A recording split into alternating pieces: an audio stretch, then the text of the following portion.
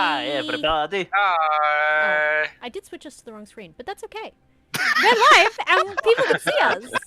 We're just on the map screen instead of the character screen. Yeah. No, that's fine. That's fine. As long as I can see like our beautiful faces. Oh, that's unfortunate. They can see my face. Oh, I'm so sorry for that. We'll fix it so you can't next time. Sorry, face reveals, real face reveals. When? What? This is real face reveals. Aha! I was a skeleton all along. I am the undead. Hi, welcome. We're playing Dungeons and Dragons. Look at Alice's face. Immediate derailment, cause ADHD. Woo! I am horrified. Okay, please, everyone save me. Okay. No. Chaos. Cool. No. Love it. I mean, my literal job tonight, especially, is to not save you. Oh yeah, you're right, because I'm in trouble! Whose fault is that? So, to explain what the said trouble is, the party has made it into the small port town of Marion, hoping to seek passage aboard a vessel heading west into the Kalashtan Empire, hopefully tracking down Sam's sibling. However, things have gone a little astray pretty much instantaneously upon entering the city, with Storm rushing off in search of another of her people that she has just been informed is present within the city. Upon her rushing off, the rest of the party decided, we'll find a tavern, get some room for the night, and then Thalai was greeted by a crazy man, is the best way to describe it, who said crazy things that may or may not be relevant or just completely crazy. Only Thalai knows. Probably not the best person to leave it to, but oh well, Thalai is the problems now. Thalai was also immediately distracted by a blacksmith that also seemed to be a storehouse for goods being traded in and out of this port city. But Storm rushed off ahead, as she always does, and went in search of this other cat person that she has found. She did find him, and also recognized this Leonin, who goes by the name of Subtling. Attempting to sneak up upon him while he was at the docks, failed miserably for her, and he caught her mid-jump, pinning her against the box, and just revealed that he was here looking for her, apparently. And that is where we ended the last session. So naturally, to keep Alice waiting, we're going to go back to the others. Ah, rude! So rude! As is standard. Also, for the record, I am drawing Sam in the background. You can see me drawing characters. I've been slowly working on the characters in this campaign. Feel free to ask questions if you like, and I'll do my best to answer them, or the party can answer them for themselves. But yeah, It's I've my been scribbling. turn. So there's Thalai here, Kovac here, Mug here, and now I'm working on Sam. Yeah. Yeah.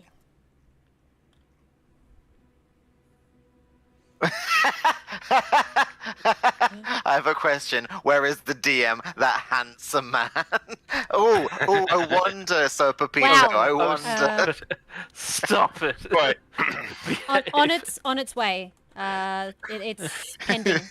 I have a question. Wait, please. are you asking That's a for the very DM deep- or you're asking for a handsome man? Which one? Oh. How to live dangerously. Yeah. Taras. Oh, look at that rock falling down and hitting and pushing one tree. These rocks Taras falling to- look awfully Taraski. Taras to meet you. Oh no. What gauge straw do people typically use to suck up that much? Wow! Whoa! Depends. Whoa! Depends on gang reflex. Never change. Alrighty. So, I believe Thalai was heading off on his own as well, because, you know, split the parties are always a fantastic idea. Well, how was I to know that a fight was going to happen? Hang on. This literally is rinse repeat of the last time we got told off for doing this. The Lion Storm. No, it's not. Yes, it is. The Lion Storm Works, disappear fireworks, fireworks. ahead of everyone else, going off into their own directions, and the rest of the party's like, oh, what's going on? Has All no I can idea say that trouble's is, happening. You remember what Barda told you after your first mission back, and you have What? literally disobeyed her instruction every single time. Yeah. I don't know what you're talking about. No, you have. She never said anything to me. Not she at did. all. I She was definitely did. perfect. Why No, is no, Sam? no. Why is Sam grey on the screen? What do you mean? Huh? He's green. Sorry, not on the on For stream. some reason It's for not some lighting reason, up. Sam's black and white. Oh, my bad. Hang on, that was because you were You're- absent last week. Oh. Shazoo! Gooses! Gooses, you came! I love you. Honk. They're a me person. Okay. Let me fix Alright, so- Sam. There we go. Sam should be back. Thank you. Is it working? Hello. Sam, you Hello. have now been fixed. Oh, let's hope you weren't planning on having kids. Honk. What? It's reversible. What? Never mind. Terrible joke. It's fine. That's It is horrible. what it is. What? So, you know moving what? on from that train wreck, let's go to the next train wreck, which is Kovac and Sam heading towards the port as well. But Thalai, we'll start with you. Heading to Okay. the blacksmith, seeing as that is the closest location, and because I want to draw out Alice's pain as long as possible. Yo, base. Alright, I'm down for this. I'm down for this. Yeah. Alright. The place itself looks more like a storehouse than a blacksmith. There is a small workyard out the front where they deal with what you imagine to be very minor actual workload. It seems to be that they do nails and tools for ship repairs, but little else other than just the basics here. It's not a blacksmith who does weapons or armor or anything like that. However, saying that, you can see inside the main building that kind of doubles as both a storeroom and a showroom for stuff. They are also kind of selling some of the wares that are also being crated up to ship out from this port. Okay. So it kind of acts as a shop and storeroom at the same time. So you do see a few suits of armor and some weapons on display, as well as some other tools and farming equipment, as well as some bridles and some other leather works as well done here. And there is just piles of scrap metal around the place as well for purchase, as well as several different stacks of ores. Oh, perfect. I guess if I'm not being approached immediately, I'm just going to have a look and see what ores they've got on display. Inside you find two gentlemen bickering back and forth about a weapon that they're looking at. They do not seem to be an owner. They're just general customers. In the back area, you can see there is a younger gentleman. He looks possibly in his 16 or 18, late teens. Is rushing about moving stock. What so are he the seems to at least... what are the two people debating about, weapon-wise? You can listen if you want. Yeah, I'm curious. Just kind of just moving on over. You don't have to roll for it. I'm not being quiet. Oh no, I'm just getting my dice ready just in case for anything. Fair enough. More, I guess, like the lie. He's not being overly subtle, but he's more like, yeah, I'm just having a look what's available over here while I see you guys are debating a weapon. So I'm curious what you guys are actually debating about. They are debating over the merits of using a short sword over a long sword. It seems to be a fairly pointless debate that they're using, as the weapon that they are carrying is a bastard sword. So they very clearly know very little about what they're talking about. However, one of them is trying to act as if he is quite knowledgeable, just going, no. You see, it's all in the length. The extra length is what you need for it.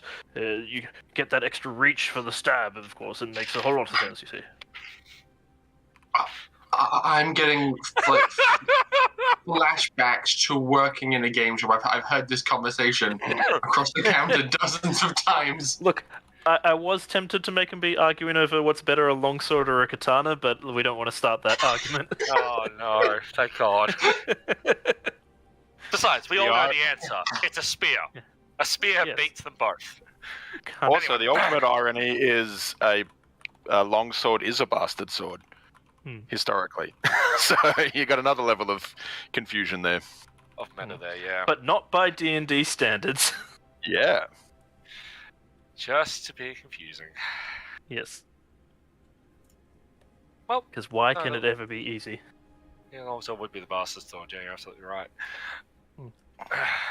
All right, so they're arguing over the merits of a. Yeah, they seem to have completely oblivious to your existence within the store. So, this guy's going on about oh no, the length is more important for being able to thrust. He's just constantly going on about, it's all about reach. That's what makes the weapon good. Completely not understanding that every weapon has its purpose in different situations.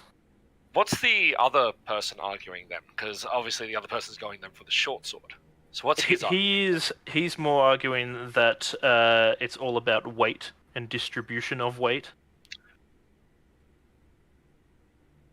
They seem to be arguing two very different points, but not understanding that they are arguing two different points. Just watch for a moment and go. What about the weapon themselves that they're looking at? Is it any good, or is it a stock standard weapon, subpar weapon? Very, very stock standard. Most of what's in here is stock standard. There is a few choice items that do look pretty decent. You do see that there is a suit of scale mail that seems to be made out of adamantium. Oh, okay. But other than that, most of the stuff there looks pretty basic. All right. Now, the build of the person who's arguing about the length being important. Is he a particularly strong fellow? Is he not so strong? What's going on with him? He looks like a typical gym bro. All right, so definitely strong. So but, he's quite well built up, but it looks like it's all bravado, all muscle. No actual practice has ever been done. Probably, you can see by the way he's holding the sword and brandishing it that he hasn't had any formal training on using a weapon. If I may, I just say, in the middle of them, obviously towering over the both of them, yes, and looking at them. And do they stop when I say that? Yeah, they both kind of stop and look over what? So, you do understand that both your points have merit, but they're not necessarily an argument against each other. Now, if I may, and I'm gonna hold out my hand for the longsword that the longsword the guy's brandishing about. He kind of looks back and forth for a moment and then shrugs and hands it to you. Now, length is important if that is what you need. Length is good for a weapon, but not necessarily for thrusting. In this case, with a sword, you're not after the thrust, you're after the slash. The length is important there for being able to build up the momentum in the swing, and I will show an example of it. Whereas, weight is also important because if your sword is too heavy, and you cannot swing it, well then it's a pointless hunk of metal, is it not? Whereas something that is too light, obviously will not be able to do any damage, and you won't be able to control it. Now, the longsword does have its advantages with reach, but if you're in confined space, such as an alleyway in a street or in a cave, well then yes, the short sword would be much better. However, looking at... It's about this point that you realize that their eyes have slightly glazed over, and they're very much not following what you're saying.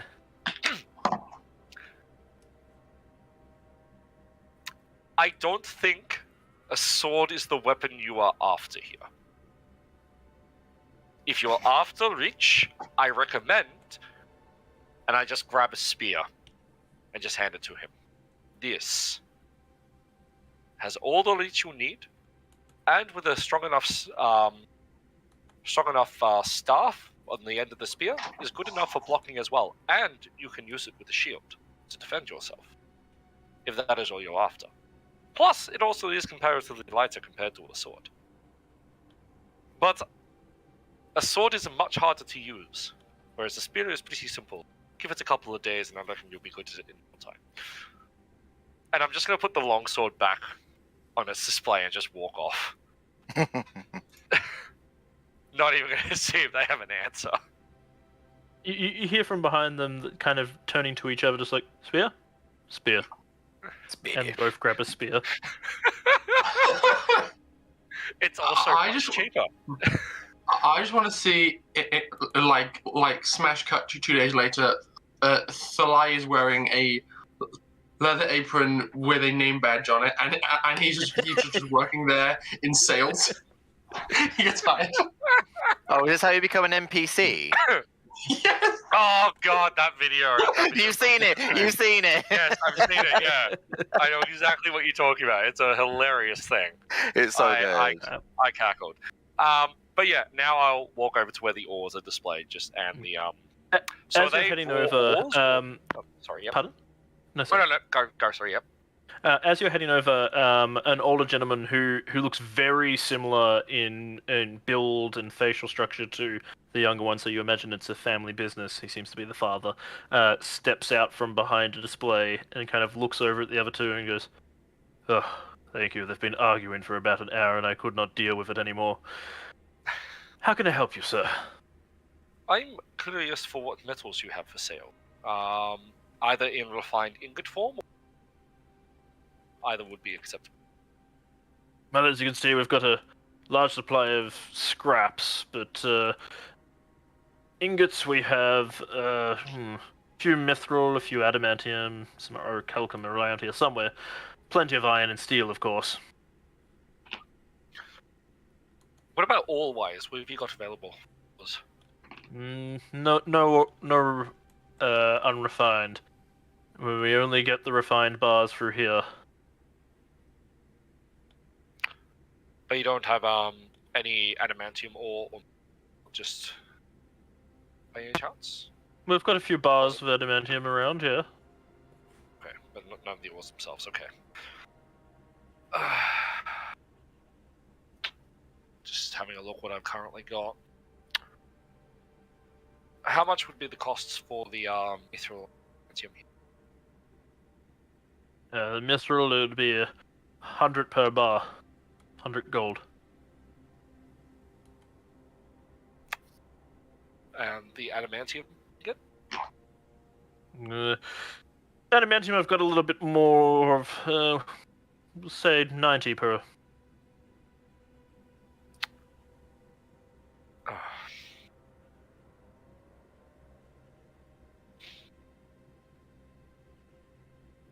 Now, if I remember correctly, the orichalcum's are rare, isn't it, Ash? Pardon? Orichalcum, it's more rare than either of them? Or it's harder to come by? It's not necessarily so, no. It's more found within very specific locations. Oh. So if you know where to look for it, it is fairly bountiful, but it's knowing where it is. Right. What about the orichalcum? How much does that go for? I've only got 2 left. I could give it to you for 80.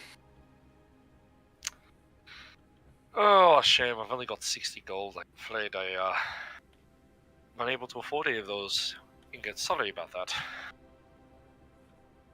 That's not a problem. I'll always be here, and I always get stock through the door, so... Well, I'll keep that in mind if I ever come back this way with me. Gosh, sorry for taking your time. Have a nice day. No problem at all. Good day to you. Good day. And I'll head back to the inn. So you're not heading down to the docks, you're heading straight to the inn? Well, I don't know anyone's gone down to the docks. This would have been something I would have discussed with Kovac as we were inside of the Yeah, because I remember place. I drove the cart to the inn, and then I Yeah, never and then actually you stepped foot in. immediately I left. walked. Yeah. I left. Yeah, Yeah. I didn't have a chance to even. Just was just confirming. All good. So my Alright. part's over. But Mug is still in the inn drinking with Thog, yeah? Yes, It's that there. is correct. night off. Mhm. I already have the bail money just in case. Yeah. All right. It's important to plan getting arrested. You've been pushed against the crates, and he's got one paw on your shoulder, kind of just holding you against it. It's not harmful or in any way. He hasn't like smashed you into it. But, yeah, he's kind of held you pinned against it for the moment, and he's looking you over. Yes. This place has had an effect on you. Wait, me. Yes, you are Oh! Storm. I was not paying attention. I zoned out into my own little world, and then I realized, hang on a minute, that sounds like it's talking to me. He's grabbed me, hasn't he? With his... As I just explained, he's got Sorry, one I'm hand sorry. pinning you against the crates. Yes. Okay. Not in any harmful way, he's just holding you in place. Um, Kind of more like just slightly resting his weight to hold you there. and she just, like, tilts her head, goes, and you haven't changed. On the contrary, this place is infecting me.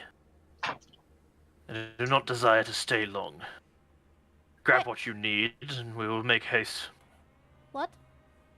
What? I'm... What do you mean? We are to return home immediately. What? Why? I don't want to go home yet. I mean, I want to go home, but there are things that I must do. You do not understand. The priests have demanded it. Though I think that it is... An outcast should stay an outcast. But why do the monks want me? I do not know. It is not my place to question. Yeah, but they always They have disapprove charged of me with this everything I do. order. What- Yes, exactly why I figure you should stay an outcast. Oh. Yes. You're as pleasant as ever. You were always the prize child, no matter what you did wrong. No. I was the trouble child. Yes. She, like, best. shrugs. What? The At this- monastery is so he has, boring! at this point- At this Yeah. point, he has actually taken his hand off you as well, so you are free to move about.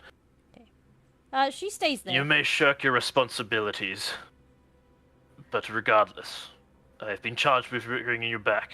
And the less time I spend in this squalor of a place, the better.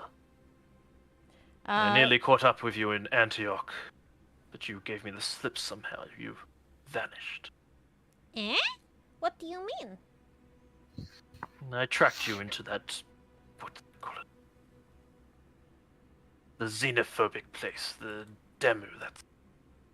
Came across some, riders that you dealt with. Quite well done. It seems you have not forgotten your training. I knew after questioning them that you would make your way towards the port in search of your friend. Wait. So I came, and I waited. It seems I was right. Are you okay, Toast? Toast is very good. Oh, sorry, I thought you could still hear me. Sorry. Storm is, like, slowly and trying to subtly put distance between her and, what's the tabaxi's name again? Shadow, was it? Subtle wing. Subtle.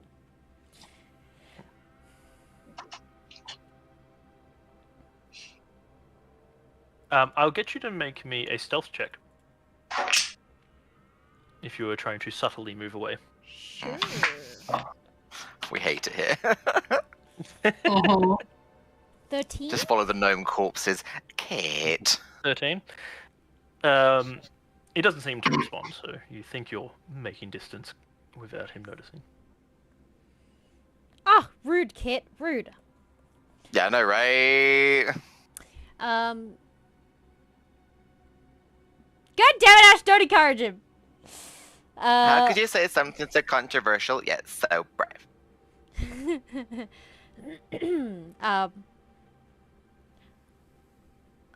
I have responsibilities here. I cannot leave yet. And why do they even want me back? They didn't want me there in the first place. As I said, not my place to question. What are your responsibilities? They don't need me. I don't do anything If you are useful. here to, I was a if you failure. are here to find your friend, then let's get it over and done with. Huh? Find my friend. Find.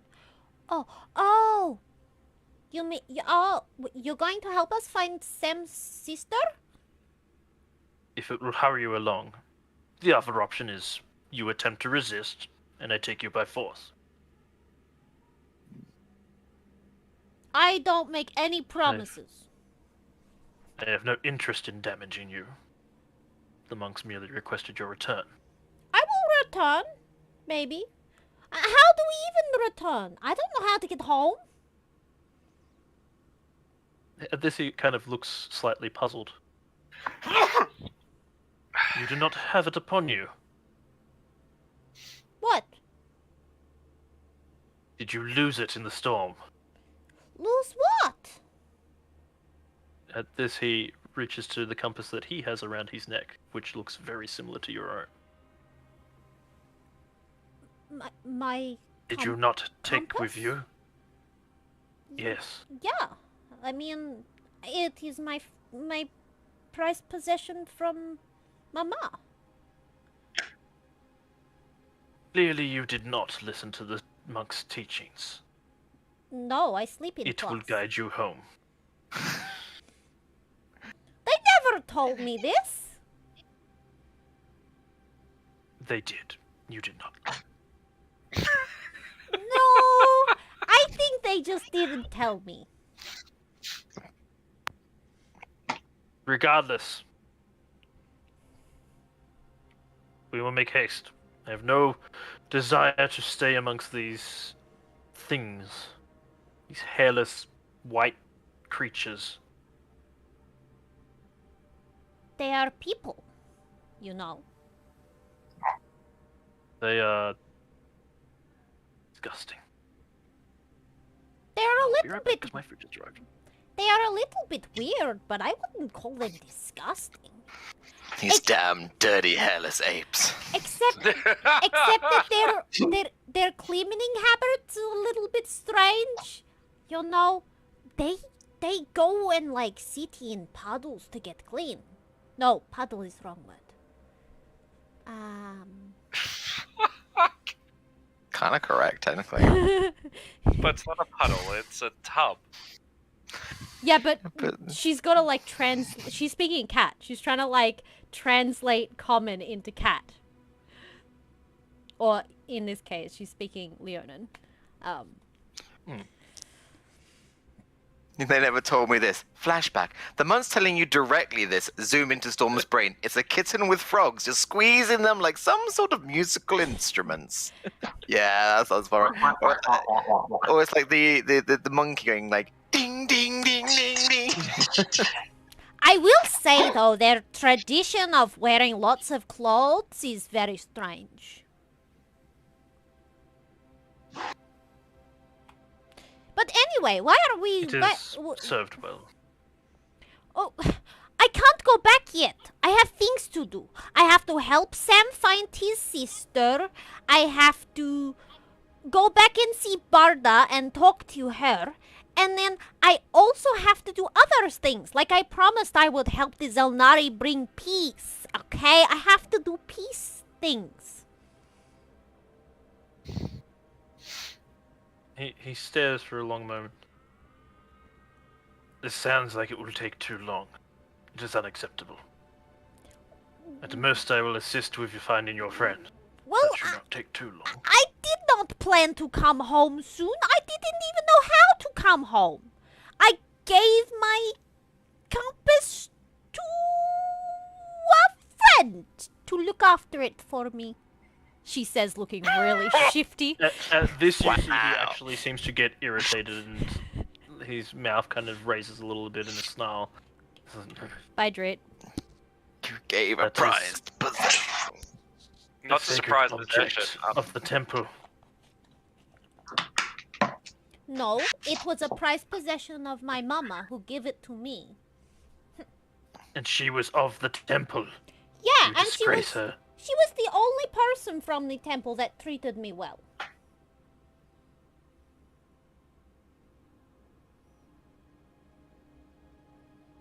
You would have been treated well enough if you sat to your teachings.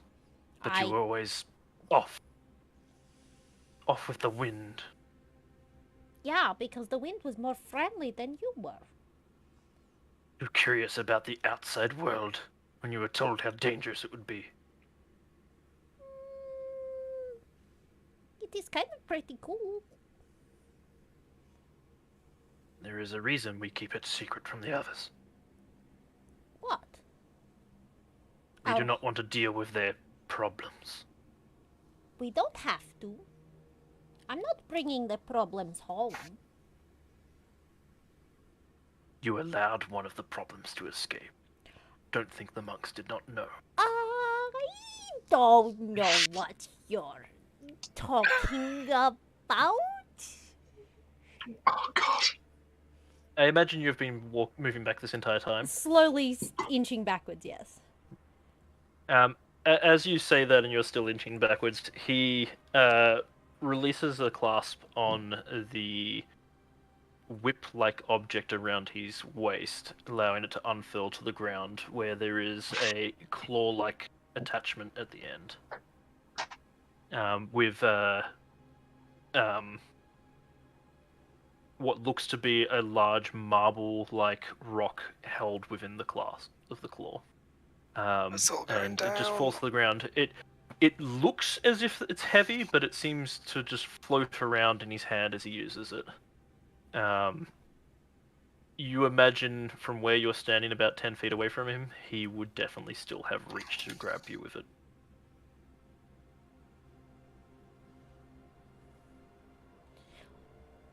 Yes, I am getting tired of this. I have said I will make an assist to your friends, things, whatever they are, pets. strange creatures. Pets? Whatever fancy they may be for you, if it will hurry you along. But otherwise, we are moving out. There is not much time. Time for what? Not my place to give answers. Fine. We will help Sam find his sister, and then we will talk about this again later. Good. Most agreeable. Oh. At this, he Okay. starts to wrap up the whip. There's just like a little prickle of her fur, just like little shudders, and she's like, "Ew, I remember what that's like." And we will quickly jump over to Kovac and Sam, who are moving through the crowd down to the harbour. Wait for me, I have little legs. Yes, of course. So. Who are you seeking again? I'm searching for a merchant. I'm just searching for passage for us. I wanted to, when we were back in the first kind of big port, the commerce town, we found the crates, or the East Amaranth trading company, and I was curious, considering this is a port town. Hello, Toast.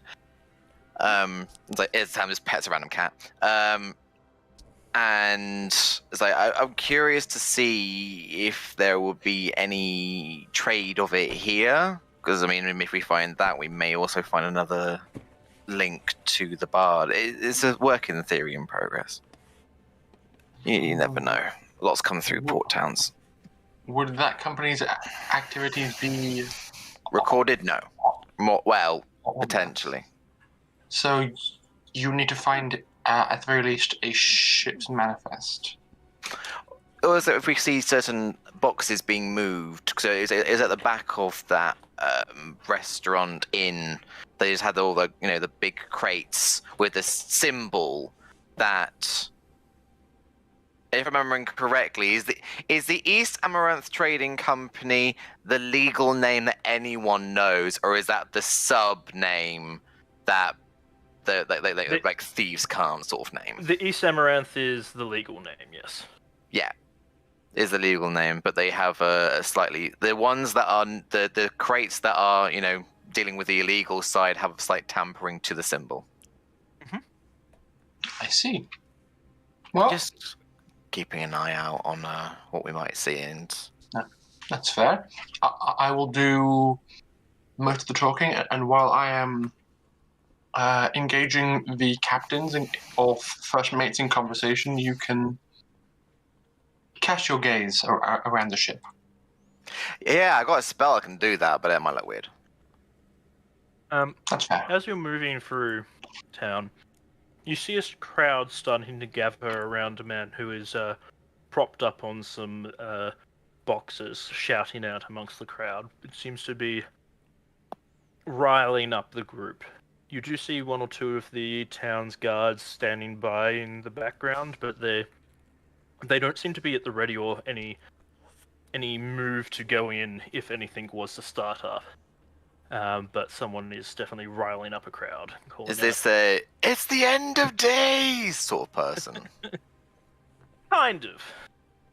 I would definitely have at least as we're going along, try and overhear what this person is talking about, just so we can at least get a lay down of, are we going to come across more of these people down the way? Is this one of those, hear ye, children are going missing? And then, like 25 episodes later, we find out the reason why. Yeah, same. You can only see the top half of him over the crowd. I can see barely anything. Talking to Kovac here. Okay. I'm 6'4". You can see the top of his hair, maybe. I am small bean. He stands about 6 foot, fairly well built. He has some scars across his face, and he definitely looks a bit battle hardened. And he's yelling out, "My brothers, my sisters! Out of fear we have kept our heads down, kept running. But can't you hear it? War is coming. Our fate is in the sands. The Demu have ruthlessly murdered our king. Now the royals bicker and argue over those who will take the throne. But none dare to raise a sword for us. None dare to raise a sword against those who took our king from us." And there's a big cheer from the crowd at this. As he pulls out. I whisper to Kovac in your head, should I fuck with him?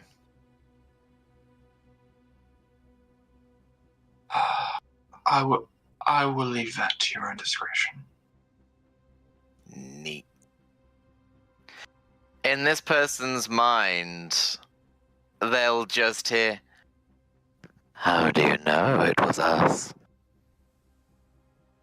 I say us because I forgot. Hold on, no. I'm changing that because I meant to put the name of the place, but I forgot if it was the Demu or the other one. There, the Demu. Yeah, So not us. Like, how do you know it was the Demu?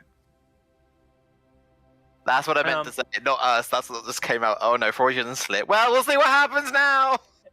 He doesn't if you seem met to Demu- acknowledge that it was within his mind. He seems to think of, just respond as if it was someone out in the crowd. Oh yeah. And he calls out, "The spy was caught. We saw the blade. It has been proven that he was Demu.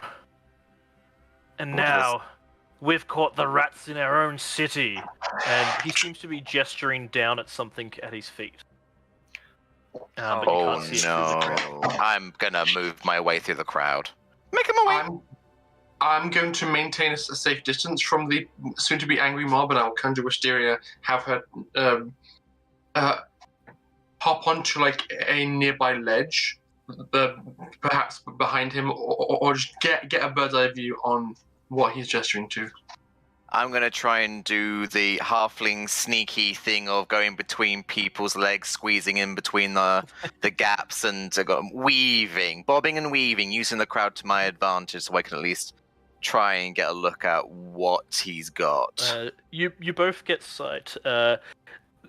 Apart from the man up on the crates, there seems to be 2 or 3 others who are acting as like a crowd enforcer of sorts, kind of keeping the crowd back a little bit. They are all carrying clubs or maces in their hands. And standing at his feet in front of him are 4 who are carrying daggers with them to the throat of 4 people bound on the ground. They seem to be alive currently. They are both bound and gagged. And as he gestures to them, he goes, "Well, this is the day we stand up. This is the day we fight." Oh, he's going to do exactly what I think he's going to do. Oh, I don't like it. "We shall not wait for the war. We will bring the war to them." Do we recognize the captured people? I doubt we would. No, they seem to be just general towngoers. But more than likely, by the looks of their garb, they do seem to be dressed as Demu, but they seem to be traders. They've probably pulled in from port.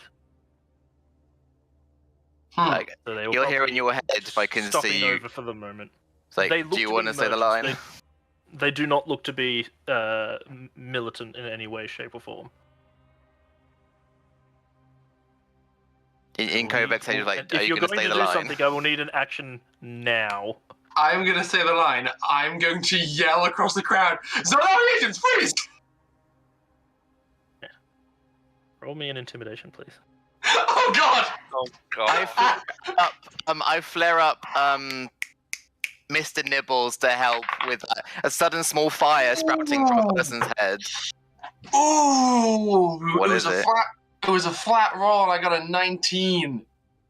Nice. That's good. I'm still flaring at Mr. Nibbles as like, pay attention to us. So like, I think as I start talking, my eyes are still partially glowing from being in the Wisteria perspective, but I shift it back as I yell, so people tend to see there's a bit of a shine there. He does turn towards you with the crowd parting a little bit to give you kind of a way in, and he goes, "Xel'nari, you speak of peace, but you do nothing to actually do anything for it. You did not stop them killing our king, did you? And you did you? cannot help us. We will help ourselves. And where were you when the Today we go assassination into the happened? lion's den. Today we bring the war to them, my brothers and sisters." He does not seem to be backing down. Oh God, I hate this guy already. Yeah, so I'm gonna cast Mage Armor. I'm trying to, because this is the problem. Sam is intelligent, Matt is not. So it's like trying to get the words correct. It's I will just. I'm gonna just maintain eye contact with this guy and say, "You cannot persecute all of a kingdom for the actions of a few. These people have done nothing to warrant this ire and this execution. You will release them." You of all people should understand the horrors they inflict on others. All of them are like this. They drew the first blood, but you will see today we shall make them bathe in it. As we speak, brave men and women are ridding our lands of these wretched curs. he jumps down from the stand and draws a longsword from his side, stepping over in front of one of the demo and raises it up, executioner style. Sleep. Centered on him, I assume, to try and affect him first. Mm-hmm. Okay. Roll for it, please. Okay, that's 5d8. Right. Doesn't that affect those with the lowest hit points? First, yep. I'm So really sorry. Some random person in the crowd is going to fall asleep. I'm trying! Thankfully, How far away for from the Kovac, pub is thankfully for Kovac, the enforcers that he has have been keeping the crowd kind of at a distance anyways. So you've pretty much got him, his enforcers, and the prisoners. The victims. Are the prisoners like kneeling down? Yes, they're on their knees, arms tied behind their back, and mouths gagged. So, if they're all relatively close together, I can choose a point in space, and then everything within 20 feet of them is affected. Ideally, I'd like to choose a point in space up and get the top of the enforcers and miss the captured people. I'll Does get that you work? to roll me a magic attack then, to see if you can aim it correctly. Spell attack, okay. Yep. That is a 21. Okay. Yep. You believe you have gotten the right area. You've judged it well in your haste. All right. What was your total for the sleep? Ooh, not bad. 8, 14, 21, 27 hit points altogether. I just cast it at first level. Two of his henchmen who are holding the slaves just crumple to the floor, suddenly asleep. And he turns, looking at you, like fury in his eyes. He goes, "See, they help the traitors. Any moment now, our revolution begins. But these will not survive the moment." And he brings his sword down, cutting the head of one of the prisoners. I genuinely think that Sam would have done something. Just like, he's had to go off and flip and take care of his car. Well, we will wait a moment to see if he was going to do something. That may... Like, yeah, I did something, flipping... Yeah, I don't feel like Sam would just something let too. murder happen. Yeah. So in the meantime, we cut to Mug Yes, and Mug. Fog in the bar going, "How good is it? Cold beer. Drink, drink, drink." I've missed it. Oblivious to everything. Been too long. You know what we need? It cut the heart watching that cart go. What we need is to find some really bad people and beat them up. Or do you think we'll find some really bad people that have no redeeming qualities? Where can we find them in the city? It's a port city. There's a lot of unredeeming people in the port city. It's pretty easy to start a brawl. You want to see me start a brawl? I can go start a brawl if you want. We need to find the right people to brawl. So let's have 3 more beers and then we'll head out. I can agree to that. And then I'll show you how I start a brawl. It's pretty ingenious, honestly. If I do say so myself. Do you use the "Hey you" tactic, or do you look through the crowd and select someone special? You gotta find the right one. The one you know is gonna throw back. Generally, if you go for the biggest one and you knock him out, then everyone just gets intimidated and they're like, "Oh no, I don't want to go against him." So you get someone kind of middle class that's with the big guy, because then the big guy comes at you and you know you're going to take him out anyways, but that starts the fight. See, I normally like Lots to... of years of experience.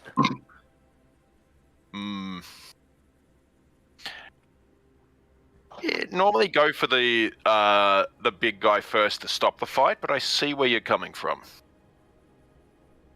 Yeah. You never want to stop the fight, that's boring. Unless it's not your fight. If you're coming into someone else's fight, then you go, yeah, I can understand the logic behind that.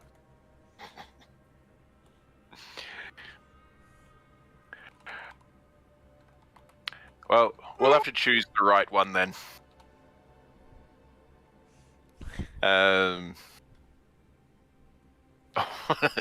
First, the beer. Would it make things? Actually, no. I was going to say about if we send a sending to like try and work out where people are. I mean, you could. Yeah.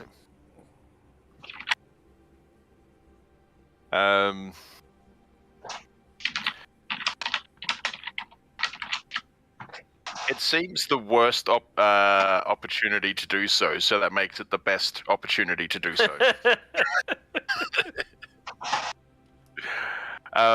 We'll send a sending to Kovek going, Mug and Thog board here, wanting to start fight.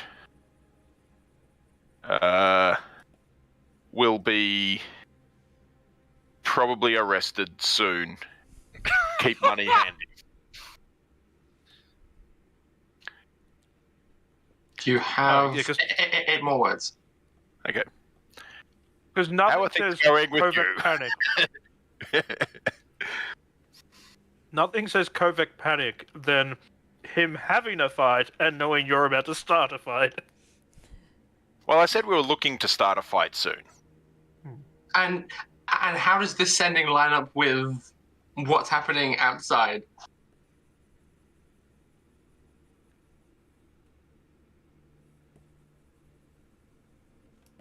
Roll for...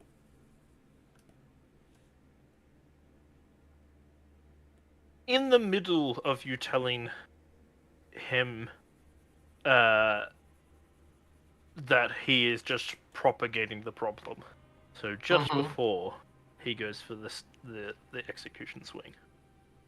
No, he doesn't. Yes! Oh, yes! Help me! Sorry, my car arrived and I had to run away. I put it in chat. Okay, what's going on? Give me the brief rundown. Kovek has just put 2 of them to sleep. He has yelled out that the Xel'nari are helping the demo.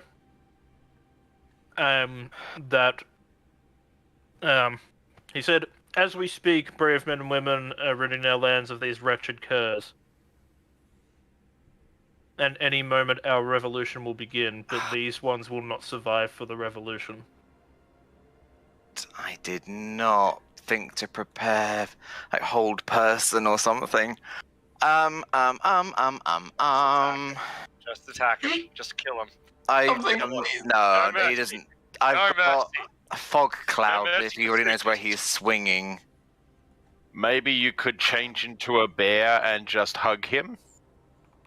Oh, miss. This isn't gonna be good. This is not gonna be good. Have the people backed away from me after I lit up Mr.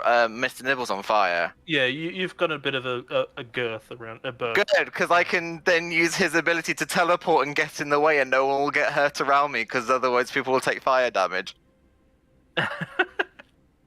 He was already on fire. I told you I lit him. I used my ability to light him on fire, so he's ready to go. So I can just go, bam, and interject in between, putting myself in harm's way for this strike, and then casting Spiny Shield. No, I don't know if that's allowed. It's a bit weird because I'm technically doing these things as a weird thing. It would technically his teleport would happen at the end of your turn, so. That's valid. A Spiny Shield is a reaction. Yep, so that would be on the attack coming in, so... Yeah. So you could cast it then. Yeah, that's making sure, I'll use... He's definitely just bringing his sword down and you suddenly just... Small man appears in front of him and he's just... Boom. Sword down. So he will make the attack against you. So I interjected, no one around, because when the teleport originally happened, people would take within a very small space of me, but everyone's backed away. Good. Yep. I now interpose. Alright, so your AC plus the Spiny Shield? I'm just double checking because Spiny Shield does what I think it does. Oh, he's going to take some damage if I do this, but I'll fix him after. But he's already thinking we are helping them. So it gives me a +2 bonus to my AC. And my AC is 17 at the moment, so that would make it up to 19. Actually, the +2 bonus is only against ranged attacks. This is a melee attack, so you just The shield is ineffective against range attack. But against them. Yeah. Right. So you reduce the incoming damage by 2d4. He has hit you. And deals the same amount of damage back to him. That's valid. He has hit you for 9 points of damage. Okay. Of slashing. And I need to roll 2d4 to see how much I reduce that by. 3, 4, 5, 6, 7 points that I reduce it by, and then the same amount of piercing damage gets dealt back to the attacker. Yep. So he takes 7 points, and you take 7 less. Yes. So I take 2 points of damage. Yeah. All right. Alrighty. And then I'll get you to roll for initiative, please, because... Oh, God! Why are we rolling for initiative before Alice? Because she's not under attack. I rolled an 18 total. Oh, no. Because Alice had a bait switch. I'm upset. Yeah, I got a 6 overall. Yay.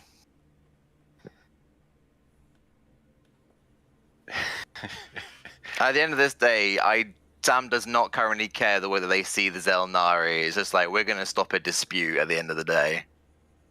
Yeah. But Sam will heal people that will need it afterwards. So yours was 6 in total? 6 in total, because I rolled a 3. 18. Not bad. And are we assuming that the sending has also occurred? Yes, the ascending has occurred. So I have a bing, bing in the back of my head of a response pending. So I'm just gonna see.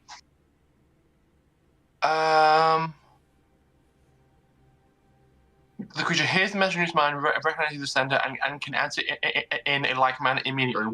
What action would it take for me to reply to this pending sending in my brain? You basically have a turn's worth of time to respond. Okay, but is it a free action? Just yeah, it's a free action, so it doesn't cost you cool. to respond. Okay, good. But it's basically the amount of time you could talk in a turn is how much you can speak now. Okay. Alrighty. It's your turn. Before doing anything else, I think to myself, The world. yes, I do. Angry mob on the road to the docks, come now. And as I'm thinking that, I'm compartmentalizing. I'm thinking that message while I am. So we have 2 more mooks with daggers to people's throats, and 1 big dumb mook with a sword held high. Yep. And then 3 others around the crowd that have clubs and maces. God damn it. Looks like it's time for a tidal wave. There's also a very large crowd of people. I didn't ask how big the room was. I said I cast tidal wave. Oh, God. Rory, do you remember casting Tidal Wave? I do! Against the party. That was fun. Sorry, apologies, Rory. Can please continue? I'm going to have to kick it up a notch, if I do say so myself. I'm going to cast Sleep again at 3rd level this time, so I get to add an additional 4d8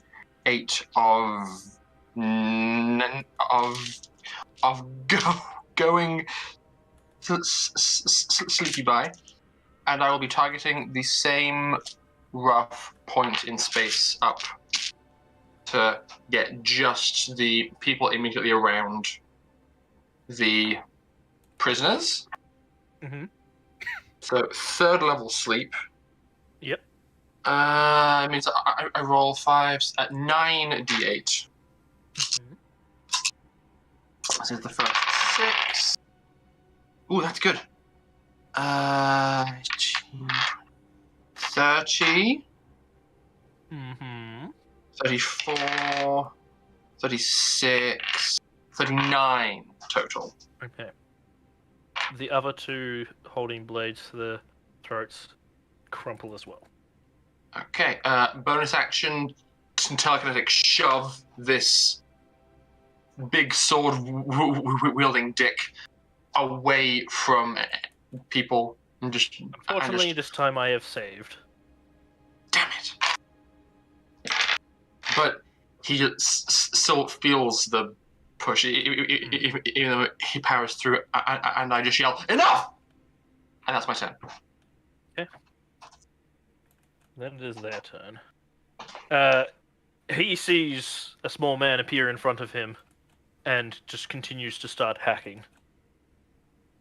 The more he hits me currently, the more this spell keeps going. Ooh, actually, he may not even... No, he doesn't even hit you. He takes a swing at you, but you are nimble enough to move out of the way. Drawing his attention away from the prisoners, however. As for the other 3 enforcers in the crowd, they make their way towards Kovac. Oh, God All damn 3 it. of them bringing down their maces and clubs upon you. Uh-huh. And you had mage armor on, I believe, I did cast Mage Armor, yes. which puts your AC at... 15. Alright, so Oh, 2 boy. of them do manage to land a successful hit upon you. Shield. None of them manage to land a successful hit against you. Get it! As Nice. you bring up a barrier, seeing all 3 of them charging at the same time, not doing the movie style of one at a time, they're going all at the same, and you just bring up the barrier, and you hear the crackling sound of energy as it just reflects off the metal. You have successfully defended yourself. Sam. It's me. Oh no, my spell's gonna wear off now. I need to double check.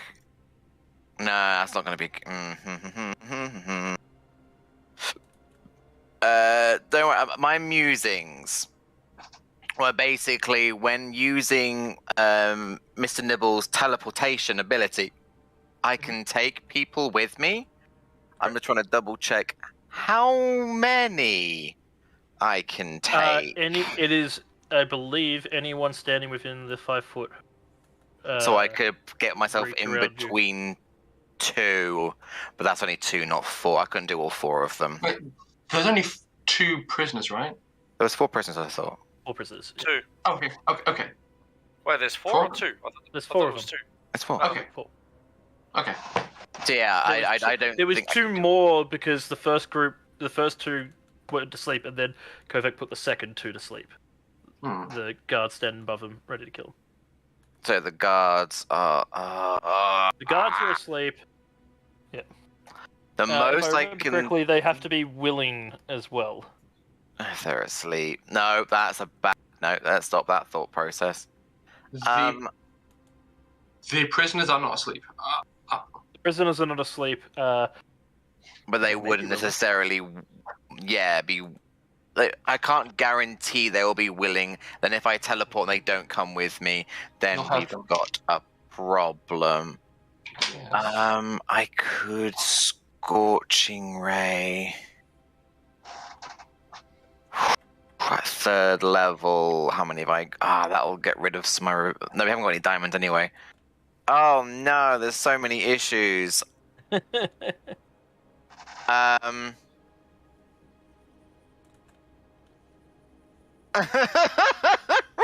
Oh wait, they're asleep, so they're down. Okay. So Here's currently, a the thought. only one still active is the main Mook and his 3 henchmen attacking Kovac.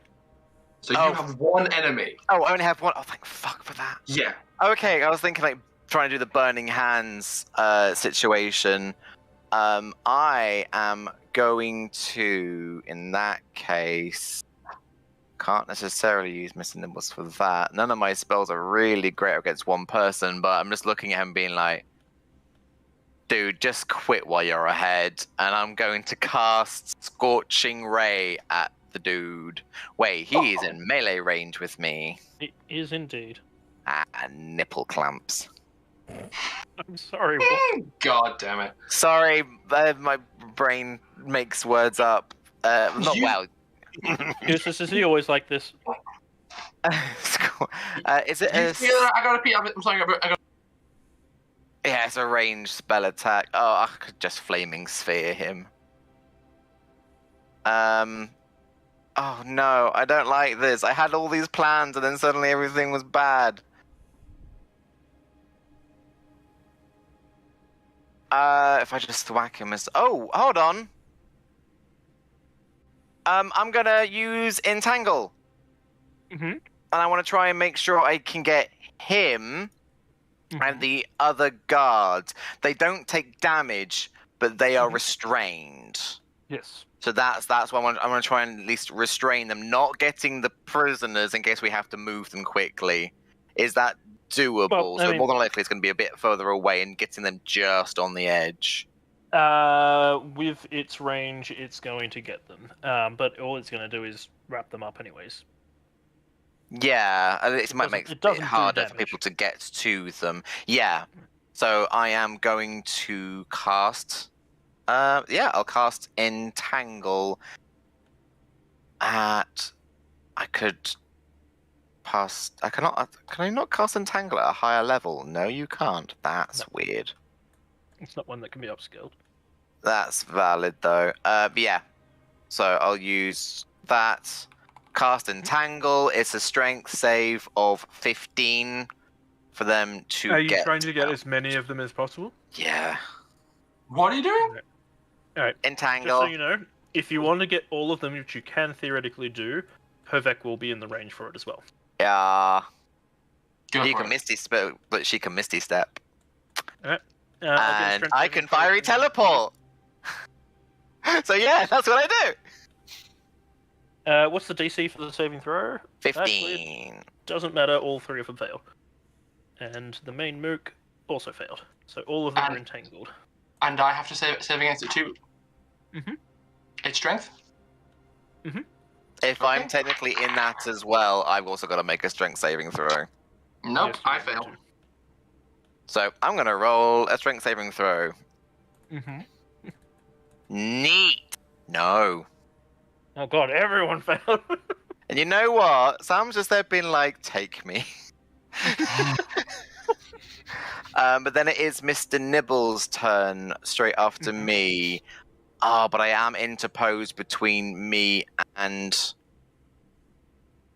I will get Mr. Nibbles to move around. It won't be much. If this is doable, I don't know how Mr. Nibbles is going to work in Entangle. He flies. He's fine. So he can fly above me, just enough to catch me in the teleportation radius and not the people. Is that doable? Like, puts him over the head of the guy who's swinging at me, and then do the fiery teleport. It won't take him, but it could take me because it's in 5 feet, I think. Am I thinking of math correctly? I'm probably not. It's hard to do without squares. Yeah, that would Makes work. sense. You get what I'm trying to do, but I do also get that I am short. You're trying to hedge the captives out of the fire. What you were doing with sleep, basically. Yeah. No, you could do that. Should I actually... Here's the question. Should I move or should I leave it? Because if I move and he manages to get through... You can't move. You're entangled. No, but I can teleport. With Mr. Nibbles' fiery teleport ability. You can teleport. Yeah, I'm going to teleport away from him, but closer to the other captured people. So I'm still within my entangle. Yeah, you're basically just going 5 feet. Yeah, I'm okay with that. I'm not immediate striking range. He's got to do movement, and he's just gonna be a dick. And I'm still trying to interpose myself, but he can obviously, without striking me directly, I can't use my reaction. and you aren't re-entangled. The restraining only happens when you cast the spell. The area is difficult terrain after that, but by teleporting out of it, you aren't restrained anymore. That's a fair point. Yeah, so I do that, and I will walk through I will barely nimbly walk through it because I'm small and have little legs. But yes, so I need to roll some damage on that guy. Oh no, he needs to make a saving throw, I believe. I believe it is a dexterity saving throw, of which he has disadvantage because he's entangled. I believe it is. Indeed, correct. Yeah, just He a. has failed. It's like 1d6. It's just 1d6 plus. Oh, neat. So that's 1 plus my proficiency. So it's 4 points of fire damage he takes from the fiery teleport. Oh. He's just had vines erupt around him, restrain him in place, and then suddenly a fiery ball of squeaks has jumped into his face and just gone. Before Sam ends their turn, it'll literally be, did we stutter? Xel'nari, freeze!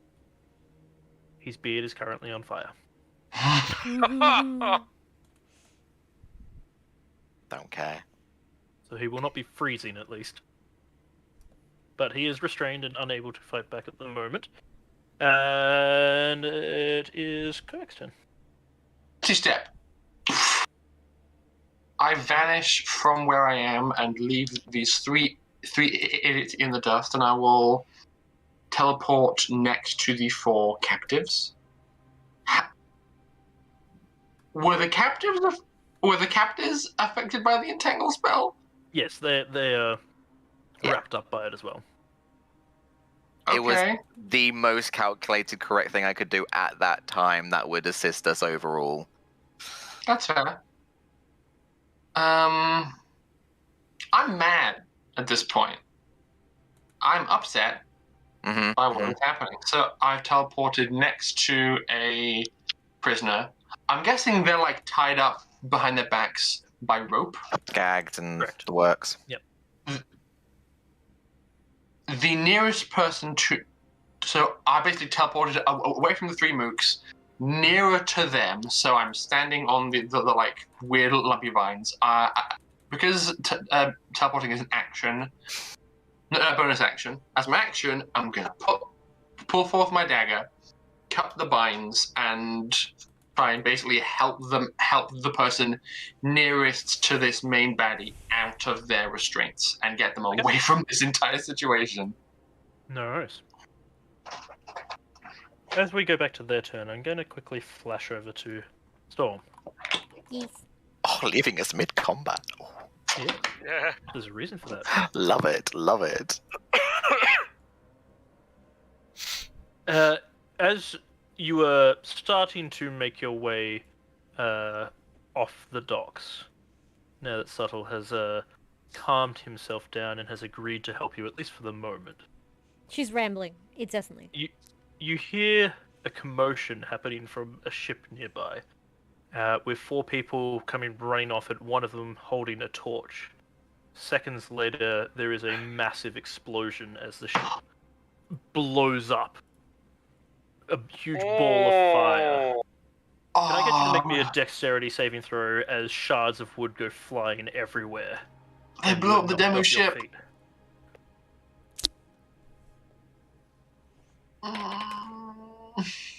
Unfortunately, they struck first. No, there's too many working movements. Dexterity saving throw? Yes, please. Dirty 20. Okay.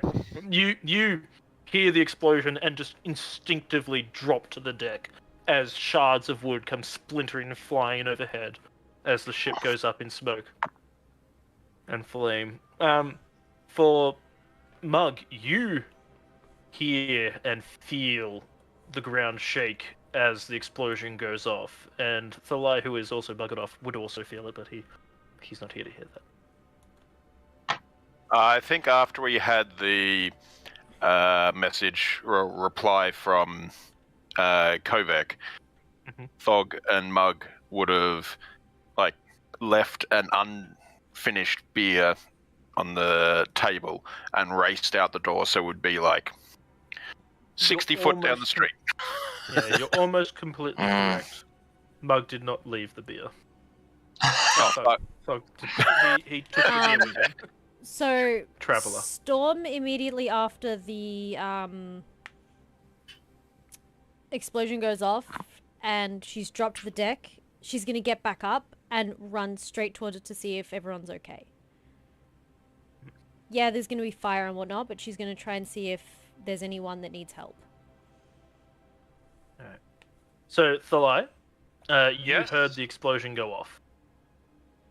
Fuck. And felt the ground shake as you were moving back towards the tavern. I think a fair few people would have felt and heard that. Yes, Yeah. pretty much everyone in the town has felt and seen it, or heard it. You can see the smoke and fire rising up into the distance, to the sky from where you are. Storm, as you make your way over, the people who were rushing from it have disappeared into the crowd, blending in with the people around them. The ship itself does not seem to have had anyone else on board, or at least if they were on board, you're not seeing their remains. Most of the ship is in wreck, and the center is almost completely caved in upon itself and is already starting to sink, with just bits and parts and larger clumps from the front and back still afloat as Okay. it takes on water. Okay. But, it's feeling like a lost cause, isn't it? Most definitely. They knew what they were doing There was no one on to the do ship? as much damage to the ship as possible. Not that you're aware of. Can I do a perception check to see? From the edge of the Yeah. pier? Like, she's as close as she can possibly get.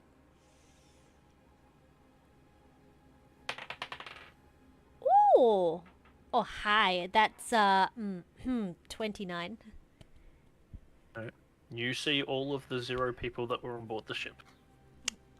She is It seems super that happy. they and... waited for their moment to sneak aboard when no one was there. Okay. In that case, she will turn around and try and see if she can see the people who did it, that ran off. Probably not at this point, but... No, they've already disappeared into the crowd. They were running before it happened. Dickheads. yeah. If you look over, you see that Subtle has his weapon out again, just swinging it lightly as he looks around, and he's down low in a battle stance that you recognize from the monks. And he's just looking around wildly for anyone, daring anyone to come near him, and he will strike. She just, like, offhandedly goes, "Stop it! Now is not the time to fight, it is to help. We need to stop what's happening, not... whatever!" And she runs into the crowd to try and see any trace of the people that might have done it. In the general vague direction. You hear a combination of a sigh of frustration and a bit of a roar from him as he gives chase after you. Now, going back over to Kovac and Sam, you hear the explosion from behind you at the port and see the fireball going up into the sky. And you hear him call out, "See! Not only can we fight, we can win!" And tries to break himself free from the restraints on him. As he starts hacking away at it. He starts making a decent effort. He's still in the vines, but he has managed to get his hands free and arms free enough to be able to strike out at someone around him. What are town's guard doing that were around here? They are finally making their way through the crowd that is all around. not too So- enthusiastic to actually engage in the fight themselves. So, just to be clear, neither Sam nor I actually hurt any of the townspeople. I technically, I've hurt the guy who struck, but townspeople no. Yeah, you've hurt the mooks, but not the townspeople. I just went to sleep, and that's it. Well, you haven't, yes. They'll be fine in a minute. Now, The sleep will end on the others after you cast it on some. It's not concentration. Oh, that's a good point. Hmm. That's interesting about sleep. I like it. the others are just attempting to break their way through the vines as the guards finally make their way up to them and just hold their weapons in front of them, just going, "Drop them!" And they why? And they finally drop their weapons to the floor, realizing now that they are quite outnumbered, and in a situation that has gone from bad to worse for them. Yeah. The main mook is still struggling, but he has not seen the guards yet. And Sam, it is your turn. Sam is simply going to look at this twit, for lack of a better word that I really want to say, but I shouldn't on Twitch. And He's a twit with a G. he's I love it. Is going to say something along the lines of, how many more innocents will have to perish on both sides before you see sense? A war is one thing, but you literally inciting something is going to cost everyone much more than you can ever anticipate. You are I need simply to pay. You are simply bloodthirsty and looking for someone to blame. And you should be looking inside yourself and working on you. Don't you think? I'm going to twat him with my stick. Oh, snap! Yeah, it's not going to do a lot, but it's like Sam's like, I just want to punch this guy, but my stick will do more. And most of my spells won't really do much unless I just want to burn him alive. I don't want him to die. I want him to go to jail. Mm-hmm. So I'm going to just take both my hands and try and crack him round their head in an attempt at like knocking him out. I have no idea how hurt he is. This may not go the way I want it to in the slightest. So I need to roll a hit. Oh no, he is technically restrained. Do I get advantage? No, he broke free of the restraint. Oh yeah, that's but what he I used his thought. action to do so. Well, that's a 10, 11, 12, 13, 15. Do I get 15 to hit after rolling? Do I get a +5 to my... Oh, wait, I could dagger him! Why am I being such an idiot? Oh, I wanted to crack him with my stick, that's why. I mean, you were also trying to not kill him. The dagger Yeah. Sounds like it's going to try and kill him.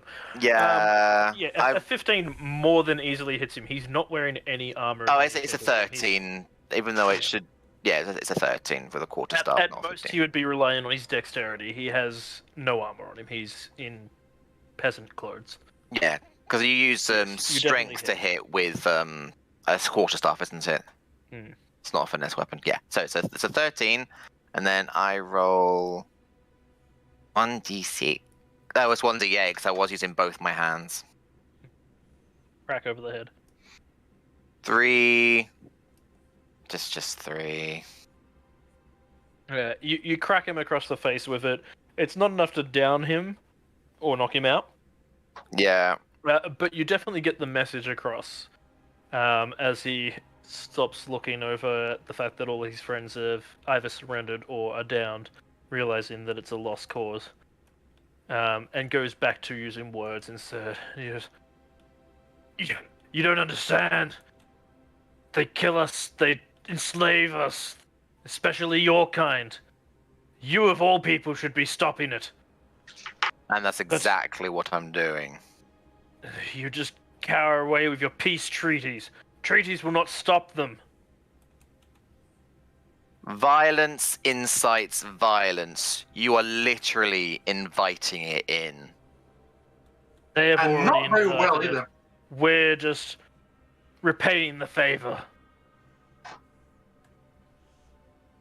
You know the old saying, an eye for an eye. It's gonna be a ship for a ship. Let them bring it. Guards, take him away. Oh, I should probably deal with the... Let me know when you're near him so I can lower my entangle so you can actually get him and he can't run away. At this point, I'll walk up behind him. Has he dropped his sword? He's kind of got it loosely at his side. Oh, wait, no, he Okay. broke free, so he can just go. It's difficult terrain still, so it's harder for him. Cool. I'm just gonna move up behind him and say, and he'll hear the sound of shackles coming off my belt, and I'll say, "Please disarm yourself. You are under arrest." And if he tries to Weapon to run, the Mr. ground. Nibbles will fireball him. Fire cheese. He drops the weapon to the ground and just like puts his hands out like I'm not fighting.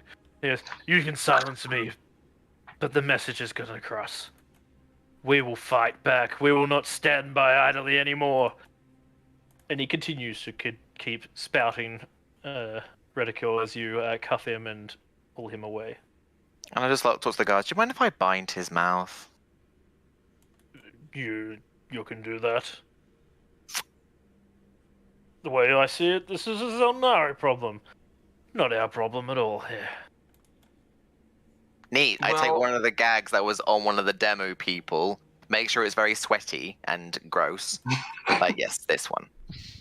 And I boom, it into his. I'm gonna take this guy and just force him down to his knees and kind of just push him over so that he's just prone on the ground, hands behind his back, and then I'm gonna go about freeing the rest of the demo prisoners. Yeah. As there are still probably people watching this, I will turn around and try and. Is gestate the correct word when you're speaking? Just gesticulate. Gesticulate. Yeah. Gestate, very different. Definitely not gestate. I don't know. Words are hard. I mean, you can gestate if you want. We'd be surprised, but it's possible for you. I mean, I could just try and regurgitate if you prefer. No. More possible. Yeah. We are Xel'nari. We are not on the side of war. We are on the side of peace. Do not take this as we have sided with one or the other. We just want everyone to live happily. Roll me a persuasion, please. Oh no. With advantage. Still, oh no. You can do We it. did everything right.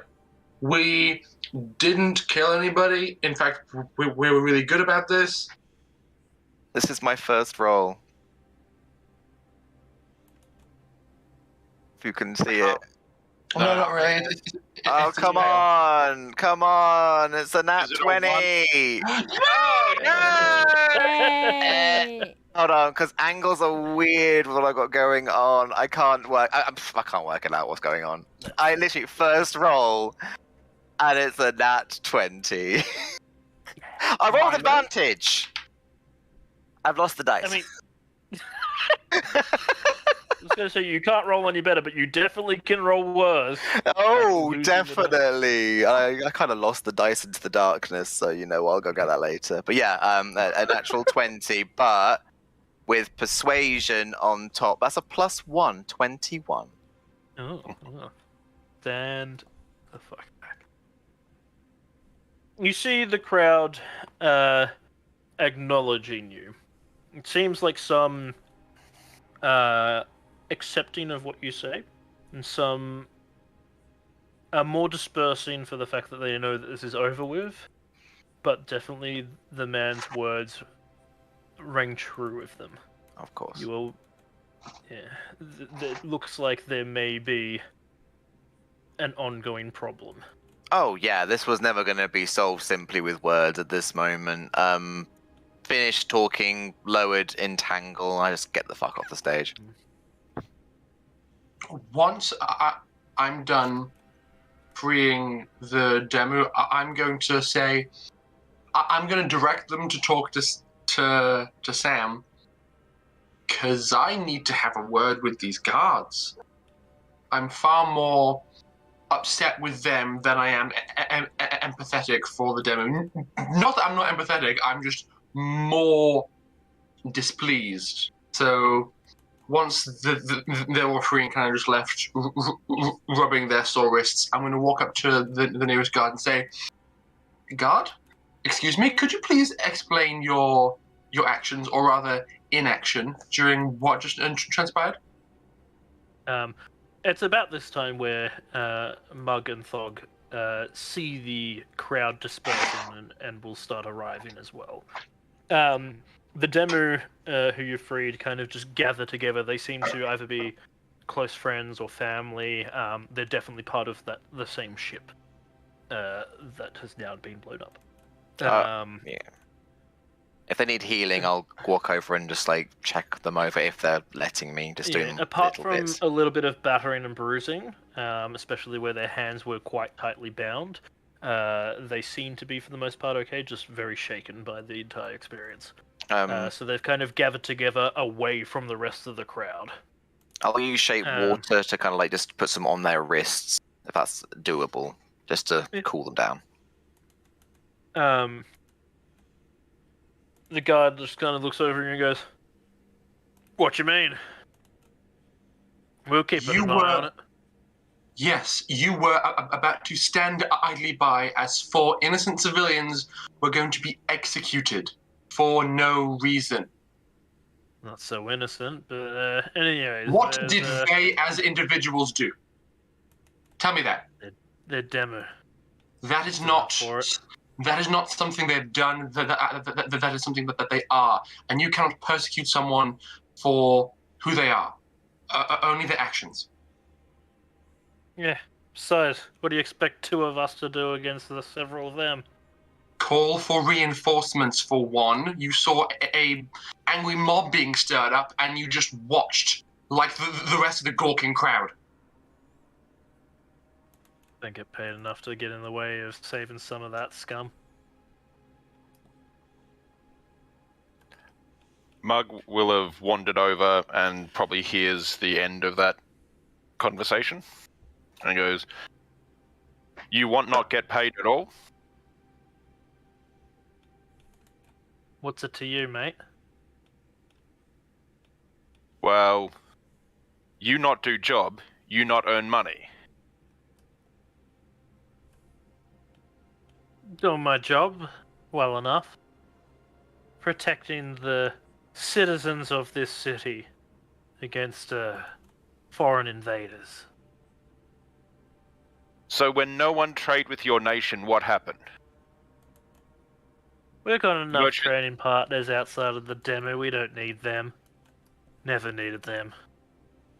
So when other country here, you only protect self. What happened? They'll side with us. You see what they're like. The demo. They're slavers. No. They're scum. You know, if I was a foreign country and I heard that the guards of an influential port town didn't protect everybody and only protected their own interests, I might stop trading with them.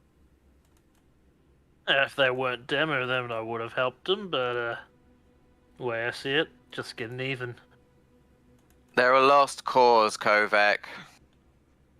They've made their bed. In more ways than one. I will be go along speaking. and play with your politics. Go on then. I'm going to detect thoughts Mhm. and ask him, "What your name?"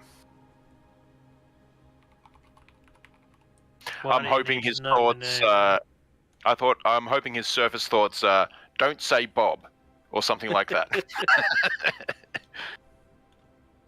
His surface thoughts are, what are they playing at now? Yeah. And he goes, what do you need to know my name for? We ask your captain if you did right thing or wrong thing. Your captain decide. I could take you to me, Captain. I can guarantee you'll say I did the right thing. Gross. What name, captain? You don't understand, do you? We're right on the shorelines near those bastards. We get 'em coming in here acting all superior, bringing their slaves in here. It's disgusting. I don't I'm think you gonna understand. The Namarans don't tolerate slavery. I'm gonna get all up in his face and go, you think Mug not know they hate Mug. You not know what they hate. Mug life, evil to them. Mug no demu. Roll an intimidation. Mug want to know why human not act like human. You be judged by what you accept. You allow murder, you murderer. And the aim is just to make him as uncomfortable as possible. Achieved.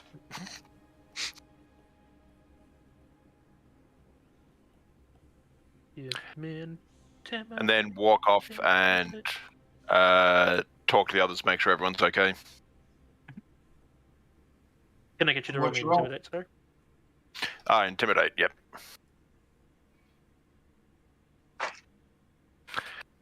Only a 15.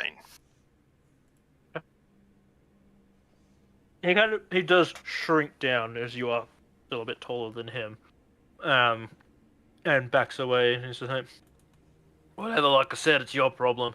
You don't want to deal with him, you deal with him."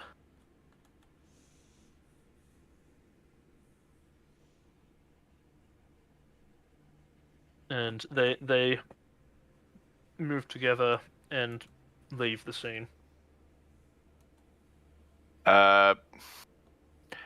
Because swaying a little bit from the drinking, Mug's going to go to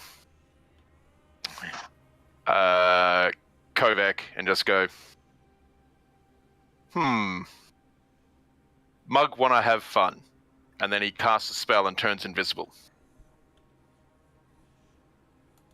So he's going to be invisible, following the these guards. Used minor illusion to cast to make words appear above this guy's head saying, "I am a coward." And he's going to follow like for 5 minutes through the market. That's gorgeous. Maintaining a 30-foot, like within 30 foot to maintain the spell, and just have that appear in like glowing letters above his head. Okay. Alrighty.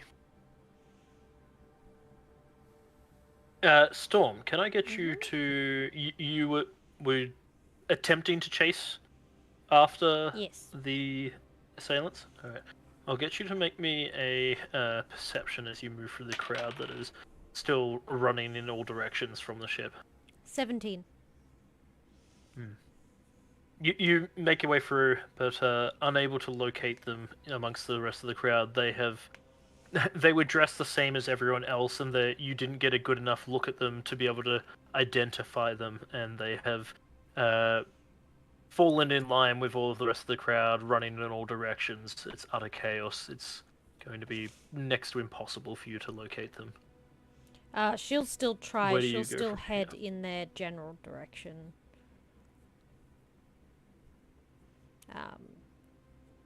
Actually, As you start... do I come across the others at any point?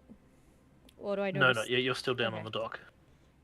They're a bit further in. Yeah. As you start making your way through the crowd, still trying to look, you feel a hand upon your shoulder, kind of almost slightly lifting you off the ground slightly. It is Subtlewing. It's not safe to stay out here in the open if the attacks like this happen. You must find your others. Regroup. She pauses for a moment, and then sort of looks like defiantly ahead and then nods and goes, "Okay, yeah, you're right. Let's find the others." And she'll look around to see if she can notice the others. Like she'll It'll take actively you look for the others. it'll just take you a little bit of time to move your way back up through town towards them. But she'll actively look for the others. Now, Thalai, were you making your way towards the explosion that you saw? Yeah, I would have been making my way towards the explosion. Down. You will probably actually bypass Kovac and the others as you rush past to get to the explosion. So you will come across Storm and this other looming Leonin kind of following along closely behind her. What happened, Storm? Ah, the lie. What I happened? don't know. The ship just exploded. Was there anyone on the ship? No. Luckily, there was nobody. Where are the others? I don't know. I left them when we got to the tavern. I was at a shop. Who's this following you? Oh, you know.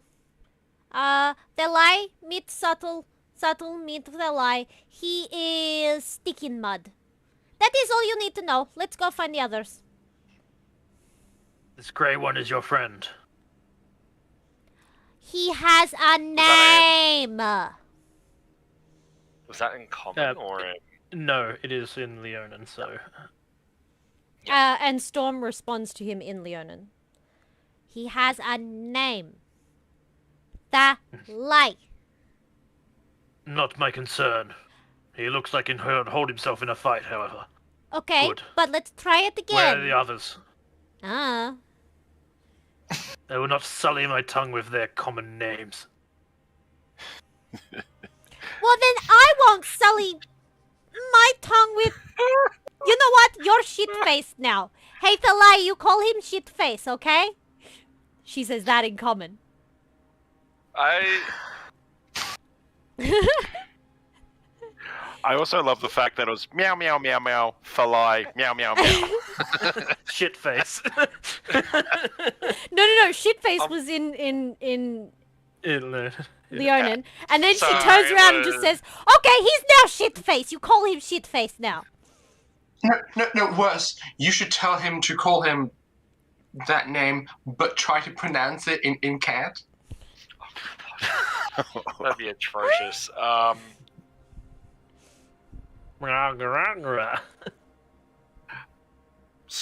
I'm just gonna, lean down a little bit and it's like, are they a problem? Do we need to get rid of him?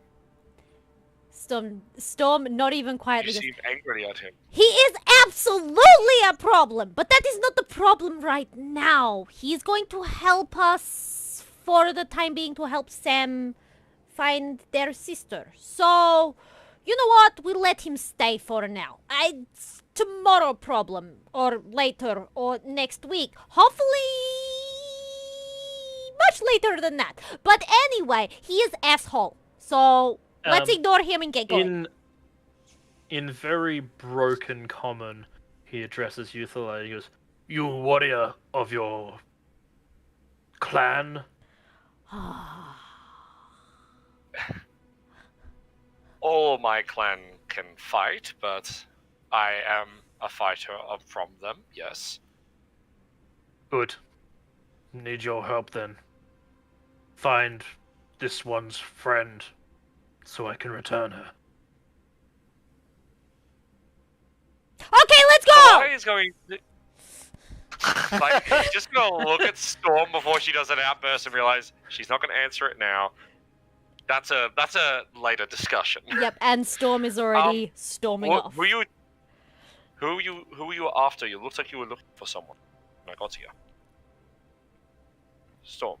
Were you looking for someone when I got Storm's here? already storming off. Yeah, I'm following you. Oh, okay. I Yeah, am I'm looking running for after Storm. No, I am Storm. I am looking for Sam and Kovac. I think they're. I have a gut feeling they might have been over there dealing with an altercation of some kind, and I'm going to point to where I saw that crowd beginning to disperse as I went around it. Can I perception Yeah. check? Yes. The crowd would have dispersed enough by this point that you probably see them as the guards are making their way away from them. Okay. She'll be like, ah, In perfect. fact, you probably get a slight glance of Mug standing in front of Kovac and then suddenly disappearing. Okay, that way. And she proceeds to head that way. Probably a little bit faster than the others, running ahead. Or at least pointedly By the walking time, very Mm. directly at them. Yeah. Subtle keeps pace with you almost perfectly in unison. Like as you take a step, he matches it equal. Such a dick. And she just mumbles, knowing he can hear, in Leonin, "You are so annoying." I care not what you think of what I am. Oh, good. I will share every one of my thoughts then, because you are so annoying. And you know you're kind of ugly. And you've got these really, really irritating little fluffs on the end of your ears. You know what? You might think they're good looking and cute, Storm. but they're actually not. Storm! Are these tiny things your friends? Storm, just. You can disagree with them later. Let's figure out what's going on now. Oh, you just heard Have him your yowling, argument basically. Yeah, but Okay. he knows that there's some kind of disagreement. That is his passive insight can tell that much. That He has is a passive absolutely insight fair. of 15. Yeah. It's just like argue later, problem now. can Fine. we say, for the sake of narrative badassery, that by the time Storm and Thalai show up, Sam and Kovac have all 8 of these guys kneeling in a row with their hands tied behind their back, all with like one length of rope just attached to each other. And Kovac is just like, I think Kovac's got that down to an art form at this point. yes. She is now just like standing about 10 feet away from this line, just pacing back and forth parallel to it, looking deep in thought as Storm and Thalai arrive. She's just like hands behind her back, vaguely irritated expression. And if either side, either the merchants that were taken prisoner, or any of the townsfolk try to kind of get in the way, Sam is doing the whole, no, it doesn't matter which side you're on at this point in time, no one's inciting anything on anyone. Even For if the they- most part, the crowd is dispersed. There's a few people lingering to watch, but at a distance, like trying to do the whole "I'm not paying attention," but clearly paying attention. The rubbernecks, always wanting to see what's going on. Of course.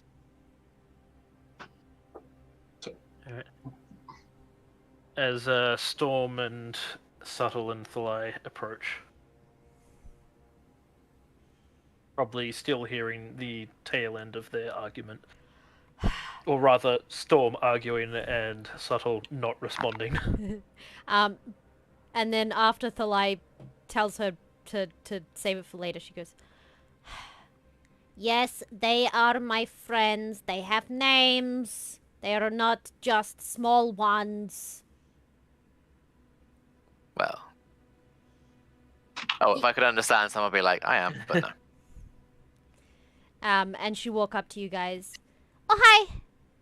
What happened here? Are you all okay?" We are fine. We managed to halt an execution. What happened down at the docks? "Oh, a ship exploded. Nobody was hurt. It wasn't me, I promise." I look to Sam and the 4 Demu and I say, "Did you have a ship?" This is the first time you've properly addressed them, and they're still a little bit shocked there. look at each other for a moment, and one of them steps forward. He seems to be the older of the group. They mostly look around in their 30-ish. Sort of, yes, we were here just trading. I do not know what happened to incite such violence from them. It has been reported that the Namaran king was killed by a demo assassin.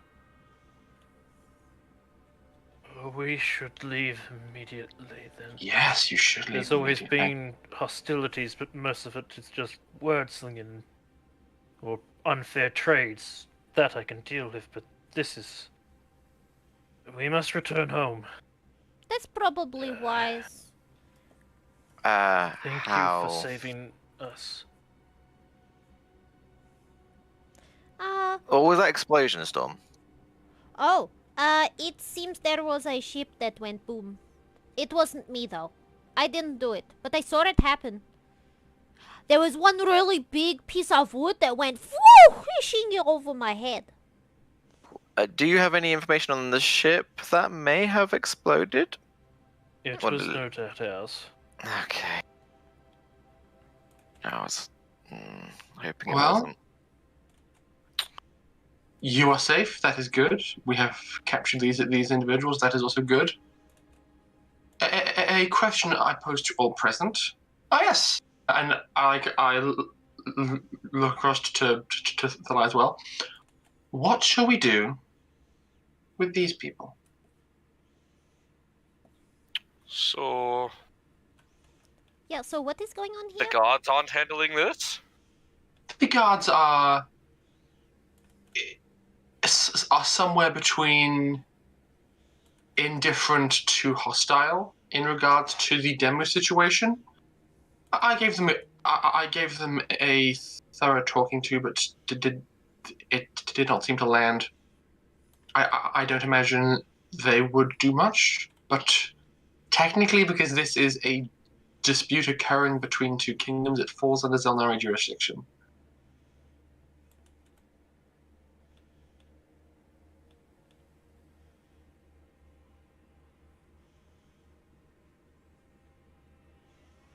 We can't exactly stay here and make sure everything's hunky-dory. That's not gonna happen. We can't be everywhere at once. We also can't expect the local law enforcement to appropriately enforce a punishment here. I mean, the irony would be sending them to the demo do it, but They'll probably get a worse fate there. that's what I mean. I mean, Yeah, that's sorry, what yeah. they would deserve, looking at them. Executing a bunch of traitors. And I'm gonna look at the one who was inciting it. Ash, I want to get a read of him. Like, what was his job? Like, what would he normally be doing about this? Unless Kovac or Sam said, you wouldn't know which one was the one who was inciting it. Oh, okay. Sorry. In that case, then, like, looking at the group of them, like, looking at what they're wearing, and because at this point now, Thalai has been in a few cities, and he understands that people in certain professions wear certain clothing. They seem to be a mixture. 3 of them seem to be not traders, sailors. 2 seem to be traders, and the others just townsfolk. It just seems to be a group of people who were fed up.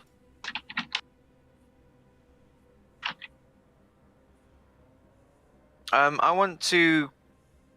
I think while assisting Thalai, kind of checking them. I'm curious to see if some of them were like pressed into this, if any of them look like they maybe regret the kind of actions they've taken, if they're all pretty much the same as like, yeah, nah, fuck you. Well, some of them are still asleep. But A minute. the ones, Right? the ones As I who say, are awake. it's only a minute, Ash. I thought it was an hour. Sleep's a minute. It's a minute. Oh, okay, well then, yeah, they're right. I don't know why I thought it was an hour. Yeah, so they don't look to be remorseful of what they've done. But that also could be the fact that they haven't actually killed someone yet. So Yeah. that could be why. you never know the real person until they actually take that swing.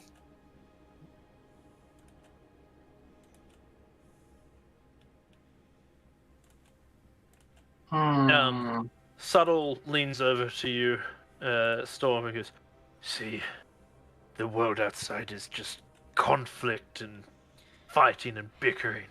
You know what? Disgusting." Our home is not much better. Sure, we get along with each other and we don't have big fights. But we war against literally anything outside of us. How are we better? And she just walks off. He follows along. He's Now gonna... that I have found you, I will not let you leave my sight. I have been charged with bringing you back, and I will do so. With Storm walking off, I'm just gonna lean on and just go like, so the one that's with Storm, apparently he's to take off. Beg your pardon? Apparently he wants to take Storm back to her home once we find Sam's sister. Storm always said that returning home was impossible. Apparently, I would have guessed not, then, if he is here. For that reason. Unless we have time to solve that problem. And even being violent, that's a plus. Korvac would be the usual go-to for this situation here. These people inciting rebellion, going above the head of the local law enforcement, sabotage of foreign property. Well, no, So many of my options rely on some kind of cooperative governing body to enforce the punishment. Then, ignoring all those, what options do we have? I had a partial thought. Storm. Ah? You said you said that a ship had exploded. Oh, yeah. Surely there were other vessels moored nearby. Was there collateral damage? Was there, Ash? Yes, definitely. Yeah? That it was explosion. I mean, there were plenty of things that... did you hear me say there was big piece of wood that went whoosh over my head? Yes, I did. I'm just confirming. Perhaps penance by hard labor. If the law enforcement can't enforce it, then the ship's captains will certainly be motivated to. And looking at the more well-off people, they can definitely supply the materials for it. Indeed. I see a few people dressed as sailors. Surely carpentry wouldn't be beyond the pale. Yep. I think that's fair enough for the circumstance, well, with resources we have. Indeed. Perhaps, however, them all not working together, it might be best they're split up to different areas. Indeed.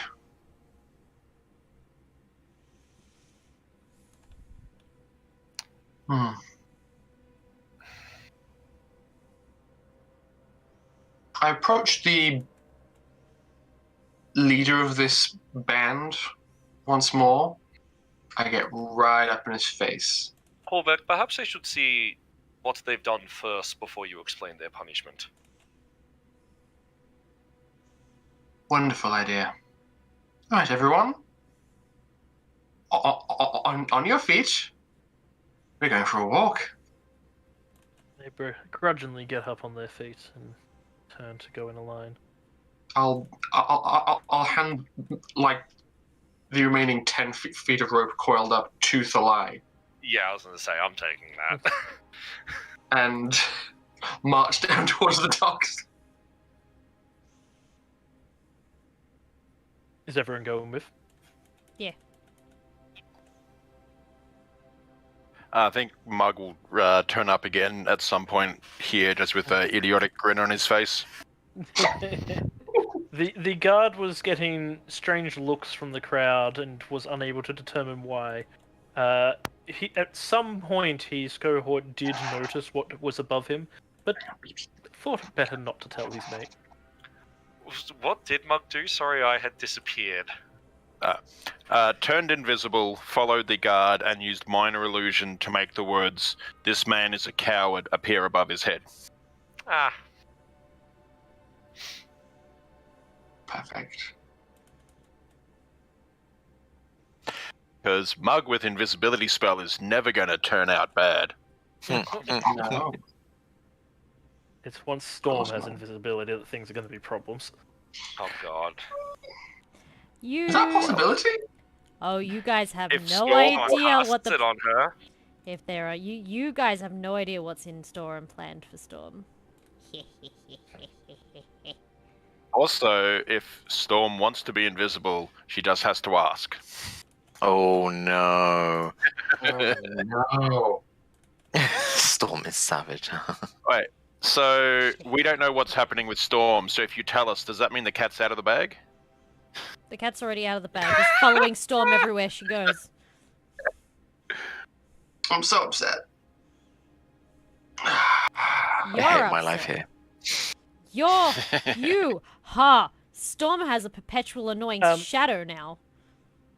Yes, that's Speaking of called perpetual irony. annoying shadow. As I said, a it's called Storm. I mean, what? Rude.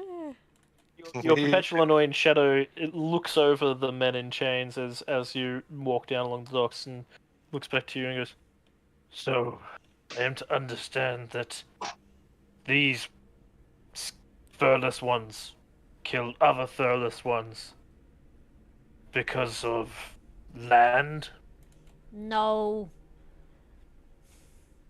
If my understanding is correct, it would be more like if I killed the head monk, you would be really mad, right? I would kill you without question. Exactly. So that's what happened. In that case, they are honorable, are they not? No, because they're not killing the person that actually committed the crime. They are targeting the innocent people who just happen to be of relation.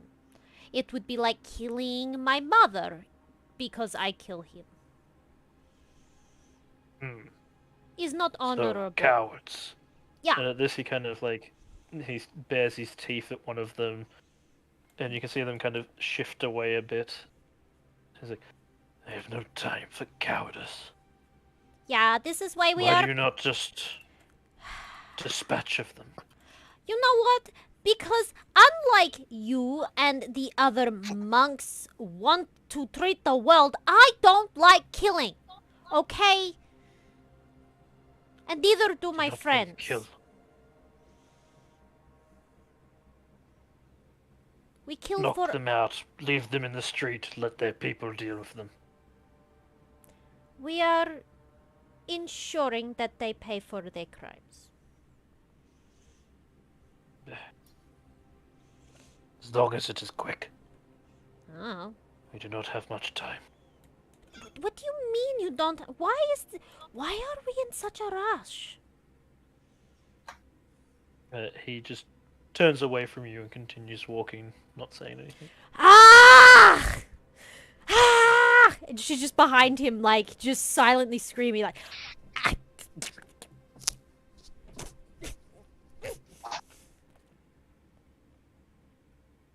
Yep. You reach the top of the docks, seeing the destruction in the harbour.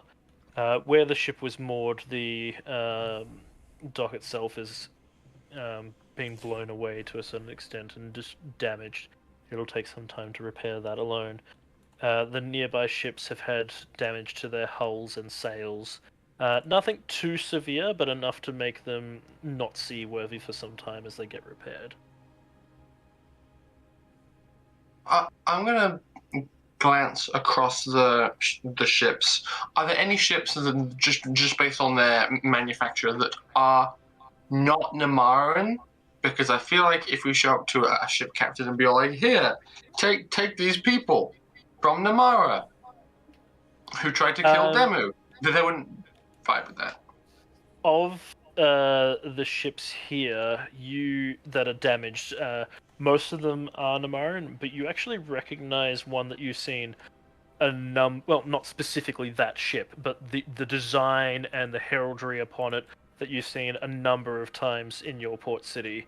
And that is from the Four Seas Philocracy, which is basically, the best description would be the East India Trading Company of the world. These guys control most of the ports. They're basically made up of a number of different mercantile groups that form together to create a huge fleet. They control a number of the docks and most shipping lanes, and tax and pirate as they see fit.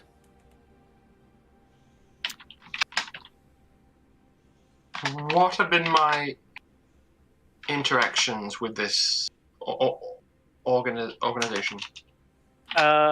They are... When it comes to on port, they're just like everyone else. They're merchants and traders and stuff. But when it comes to on the seas and trading goods and everything, they are basically the big bully with the big stick. They will beat anyone else down, or enforce other people to pay their fees, or conveniently pirates will approach them. So they have been known to be very, very corrupt, but no one has the money or power to really want to deal with them themselves. I look over at Sam and also Mug, because I feel like Mug would potentially know of this order. Mug would probably know of them at least. Probably never had trainings with them himself, but definitely knows of them. Sam, on the other hand, his father has had many trainings with him and had many problems with them as well. They have an uneasy tension between them. Right. I'll gesture over at that ship and say, they might be our best option, much as it pains me. I mean, we don't have to tell them my name. Best option for what? Guaranteeing that the punishment for these attempted murderers is actually enforced. That not our job.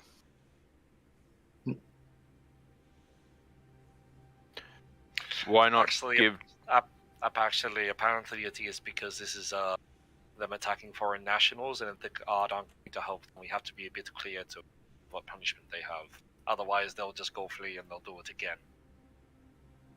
So, Xel'nari say to nation what punishment give?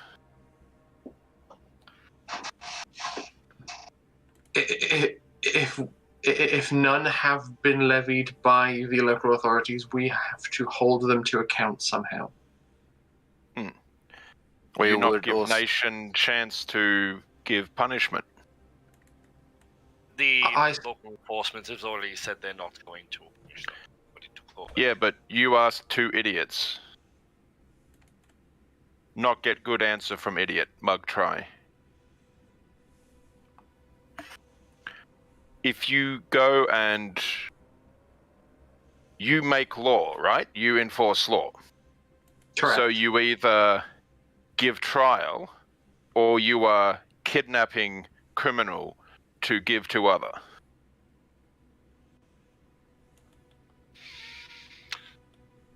Oh. Alright, I'm gonna ask here, because obviously interpretation of how we view legal things versus to how legal things would have been viewed back then, potentially. What exactly is the stand to here? Would they have to stand trial because the fact that we literally witnessed them incite this? There is no specific legal agreement between the countries and the Xel'nari, but it is a general understanding that if the Xel'nari step in to stop a dispute between two nations, they will enforce laws upon them to keep the peace. Both sides may not agree to that, but they also don't want the wrath of the Xel'nari, so won't openly argue to it either. So we could feasibly go and like get mad at the guard captain and be all like, "You have to hold these people responsible." You But could, at the same time, but you also God, have the authority to enact the punishment yourself. Okay.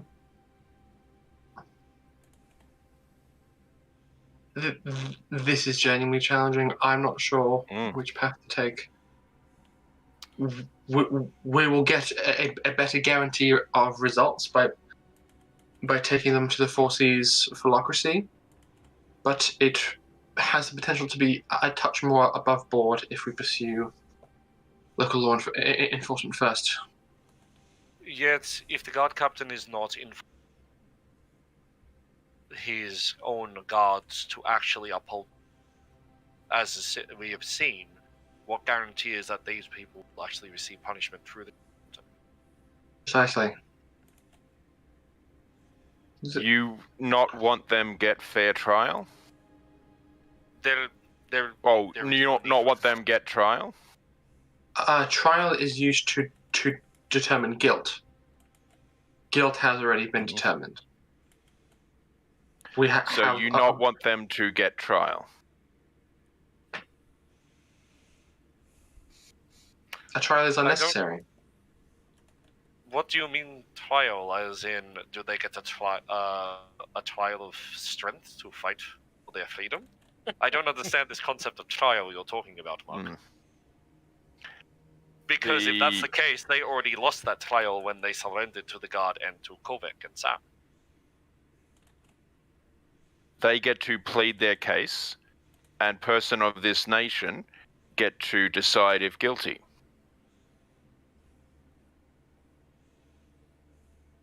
But Of they the already, nation?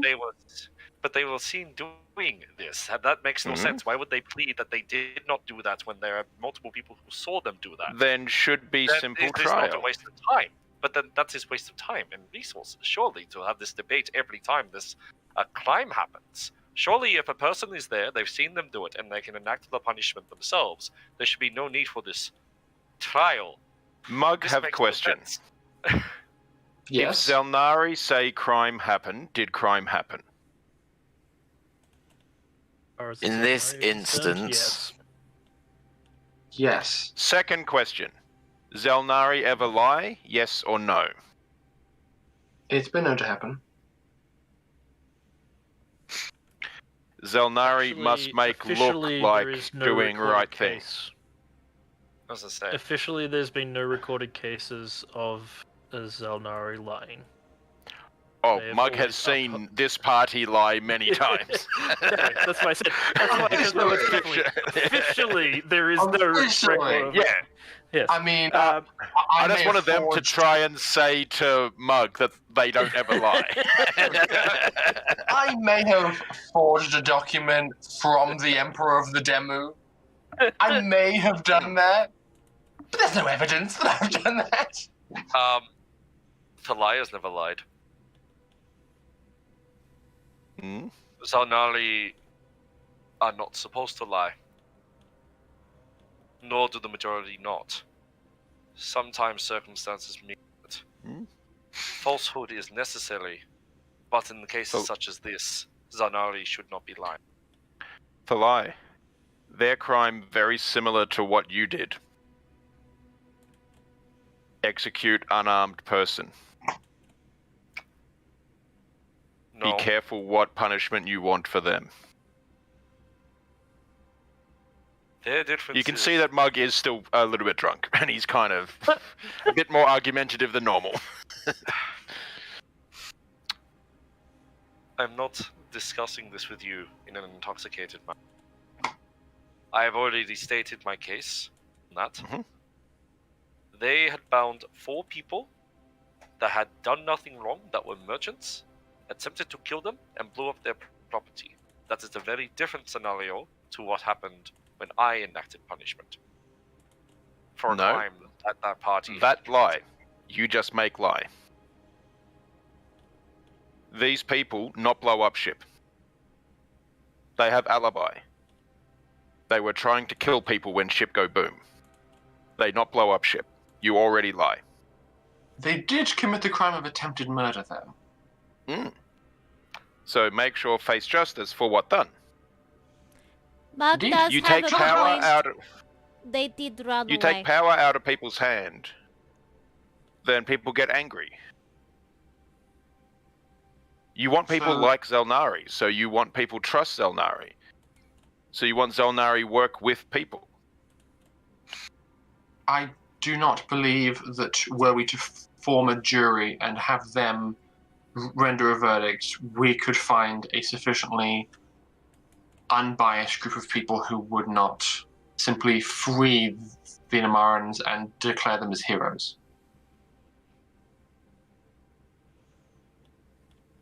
So you say to entire country that you know better than them. Entire Hey, country, look. just this. Hey Thog, let's go fight someone. Alright, thought you were never going to ask. Just lining up some of those in the port back there. Storm kind of ignores them for a second and then goes, "Oh wait!" and then goes and chases after them because Thog is Storm's responsibility. We gotta hydrate. Thanks, Jin. Thank you. Sam also does chime in and go, yeah, fun thing. If they're seen fighting with someone, they've also been associated with us now, so they're going to think there's an hour now just picking fights. Why does Mug make a better deal of being a Xel'nari than we do sometimes? Because he has, because he has nothing to lose and everything to gain by poking holes in our methods and making us feel like fools. Yeah, I know, it pisses me off too. Hmm. Sometimes you need a big dumb idiot who's smart to tell you that maybe You're not here, Mug! I never said I didn't like it, technically. Just... I mean, in that case then, do we take them to the guard captain and hope? Or do we go forth? We take them to the guard captain. It seems quite... Yes. Guard captain first. At the end of the day, Or- the town has already seen what they are willing to do, but they have also seen what we are willing to do, so Or do this we now ask be the at guard- their own behead. Or do we ask for the guard captain to come down here, so he can see for himself the damage that this group has caused, not necessarily these individuals, but the group they are associated with. If Both. the people see us Collect that. marching them, that might stick things a bit harder, plus we don't know where the guard captain is. I can find him quite easily. Neat. I was But, gonna but say, the one at the gate, the one that we met at the gate, he seemed quite, the guard, he seemed quite on top of things. yeah. I'd say maybe 2 of you go with them, or 1 of you go with them to pop them to the guard. I'll stay here, or someone should stay here with the merchants. You mean the I don't- business? They're the merchants. Perhaps, but Ash, but by my understanding of this town's layout, could we swing by the tavern and just like deposit them there on the way to find I the? don't know if that'll be guard safe for captain? them. No, could, yes. if we Hmm. put them in there, they won't be there when we come back out. Good We point. can't guarantee Yeah. that with everything else that's gone on, who else is going to be radicalized basically at the moment. Yeah, we have to stay with them, and we're better together, so we need to stay as a group and Well, bring them along with us. At you guys arguing about this, Subtle turns to Storm and goes, "If need, protect these weak ones. I'll do if you get problem solved. Just be quick. I presume that we weren't there anymore because Storm went chasing after Ma- Thug. Storm ran after. Yeah. True, you did continue off. Never mind. Corvec. Yep. Yeah. How about Sam and I stay here with them, and you go off to get the guard captain? Okay. I think that's our best option. Because Indeed. I think I can handle them, and Sam can transform to something to help me handle them. Find somewhere a bit more out of the way. Will the four of them? I was gonna say, no, there's eight of them. But at the moment, because of all the damages that are people giving this area a bit of a wide berth right now. At the moment, yes. Yeah, I think we're safe. The sailors and Harbour Master are attempting to put out the fires and do what they can to salvage wreckage. But yeah. I think as long as you're not too long, we'll be fine here. With worst comes to worst, we'll ask the master if we can come somewhere. My only worry is if they try to overpower her. No, as in we stay here with the prisoners. Oh. Get the guard captain. I'll be okay. I know how to deal with law enforcement. And I'm gonna go off and try and find the guard outpost in this town. Just wanted to double check something quick. The merchants, they haven't got much of a problem with like people of other races and such. Like they're being quite cordial with us, not in like, oh, there's Xel'nari, we have to be, or it's like, oh, look at them, though they're halfling, ugh, Goliath, ugh. Or do they just seem very non-abashed? They seem to be in shock still, and grateful that you saved their lives. Cool, that's fine. I was just curious. Oh yeah, because do we still have the Demi merchants with us? Yes. we do. I thought they ran off. Okay. No, yeah, it's the merchants that I'm checking up They on. are currently too scared to go anywhere by themselves for fear of being attacked again. That's actually a good point. Yeah. We are their best option for safety because we are relatively neutral and are just trying to maintain peace and preserve life. Yeah. So why not? Yes, I'm gonna go off and find the guard captain. It won't take you long to find your way through town to find the logical place for a guardhouse to be. The place itself, it just reeks of the portside guards that you're used to as well. They're a bit more uncouth and unprofessional than the more inner city guardhouses that you're used to working with. The door, for example, is left open, and you can see them sitting inside playing cards. And they just, when you step inside asking for the captain, they just kind of wave you off to a corner room, and he's sitting inside reading a book with his feet up on the table. Just slightly lowers it down a bit to see you there, and goes, "What is your complaint?" Oh, how much time do you have?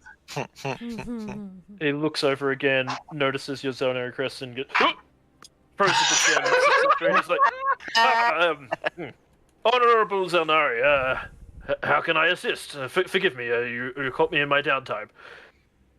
I cock an eyebrow at this. I'm going to pull a sheet of paper from my bag, put it on the desk in front of him, conjure a quill, put it on the table, and then just leave it erect. And as I speak, everything that I say or he says just gets written down. I'm doing a whole hot fuzz, intimidate them with the note-taking strategy. Yeah. He just kind of watches it as it starts scribbling. So, my team and I entered your town to seek passage elsewhere. Within 1 hour, we encountered a band of your citizens attempting to murder unarmed merchants and saw two of your town's finest standing around watching it happen. After disarming this incident, these two guards deemed it not their problem, and that these merchants had it coming purely because they were of the demo. These attempted murderers have been apprehended, and I would have you and yours hold them accountable for their crimes. Do you agree? Give me persuasion, please. Can I get advantage for like the intimidating pen scroll, please? You can get advantage because you are Xel'nari. Yes! Come on, Rory. Oh, it's a 15. He kind of leans back in his chair for a moment as if very carefully contemplating his next words. Runs his hand through his hairs. Heard about that kerfuffle. At least your lot stepped in. No one was actually hurt. Of course, we do have to hold them accountable for causing a ruckus in town. You're right, yep. We will do that. Is there a window in here that I can guess would kind of aim towards the docks? Not in this room, no. Okay, His room looks more towards the front of town rather than towards the docks. I will, as he's speaking, I'll conjure a minor illusion in front of him of the wrecked ship currently sinking in his harbor. Yes. What about that? Surely you felt the shockwave. Yes, and I've dispatched men to find out those responsible. I will not have damages to my docks and harbours. Good. You were saying it is a related matter. Indeed, as the ship blown up belonged to the same merchants we saved. That's a shame. You have damaged docks in need of repair. I have 8 criminals who are able-bodied and able to help. You notice that he kind of leans forward a bit as if, like, slightly relieved of sorts that you've presented an answer for him. He's like, yes, of course. I'll get them right on to doing it. They can fix up the work as well as the other ships, and that should set them straight, of course. Can I roll an insight check to see if I believe he's actually going to follow through with any of this? Yep, roll an insight. Okay. 8. Damn it. As far as you can tell, he's going to. It seems like you kind of get the impression that he was going to enforce it simply for the fact that you were here and going to make him do it. But you've given him, rather than having to jail them or make them stand trial or anything, he's been given a better option. Bit of manual labor and they can be on their way. And that way he still looks good in the eyes of them. Mm-hmm. Oh yeah, because I'm only having to do this because there's Xel'nari do it, kind of thing. Yeah. Yeah. But at the same time, oh look, I don't have to think now. And if anyone states anything, oh, there's Xel'nari. They just suggested this. Now, Captain, and may I please get your name for the record? And I glance down to the quill. Yeah, he looks down at it and goes, yeah, Clancy. Yeah, it's Captain Excellent. Clancy. Captain Clancy of Marion. Perhaps we should take a walk down to the docks. Of course, yes, I do want to inspect it. I was just going down there myself shortly. He was leaning back, reading something. Yes, Did you say? with What? a book in his hand, yes. What was he reading? As he says that I look down to the book. The quill kind of falls over temporarily, and the book just spins around and slides towards her, and the front cover opens so she can see the title. It seems to be a fairy tale of sorts of tales on the high seas of pirates and dragons and other creatures, and just a fiction novel. The quill stands back up, and she says, "Of course, you were just about to leave." Yes, just finishing the chapter. Deeply engrossed. Oh, of course. Don't let your responsibility for the well-being of this town and its people stand between you and your fiction. Right, so down to the docks, right? And he Yes. gets up and grabs his keyring and puts his sword into his sheath. Alright, it's His sword wasn't even in his sheath. His sword wasn't even in his sheath. Is there just like... And let me guess, there's like jam and peanut butter smeared on the hilt as well. Hate it here. Oh god. I think Kovacs worked with this person before. I've worked with many like him. Oh, I know your type. You are the smooth peanut butter type. Oh. And she like marches down to the docks back with him and is just livid. She tucks the notes she took away and is mentally drafting the official writ from the Xel'nari she's going to give him, which is, "You are legally bound to do this, or else." You can see he's attempting to walk proud, but is a bit sheepish as he follows along, and you can hear the snickers from his guards as he walks past, with you leading the way, storming out. This is so satisfying. All of your faces after all these encounters are going to be exactly like Sam's. We're just so done with everything and everyone. What happened while I was away? Is my question. So Storm, where were you headed Oh, as following you Thog left the rest? and Mug. Following Thog. Following Thog and Mug, because Thog is her Yes, responsibility. attempting to find someone to fight. So Mark, who do you pick out? Preferably someone who's trying to sort of big note themselves for that sort of like a little bit of sort of bullying, standing over people sort of attitude, like I'm all that. So looking to deflate an ego through kinetic physics.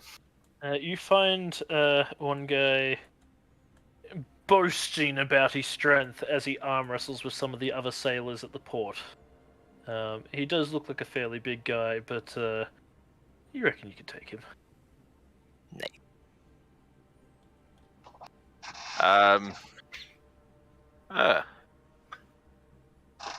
You good at arm wrestling? You think you can beat my buddy here? He's stronger than you. Pointing to Thog. He looks Thog over and he's like, "Yeah, I can take him. No problem. Take anyone on this port." Haven't One been gold defeated says Thog wins.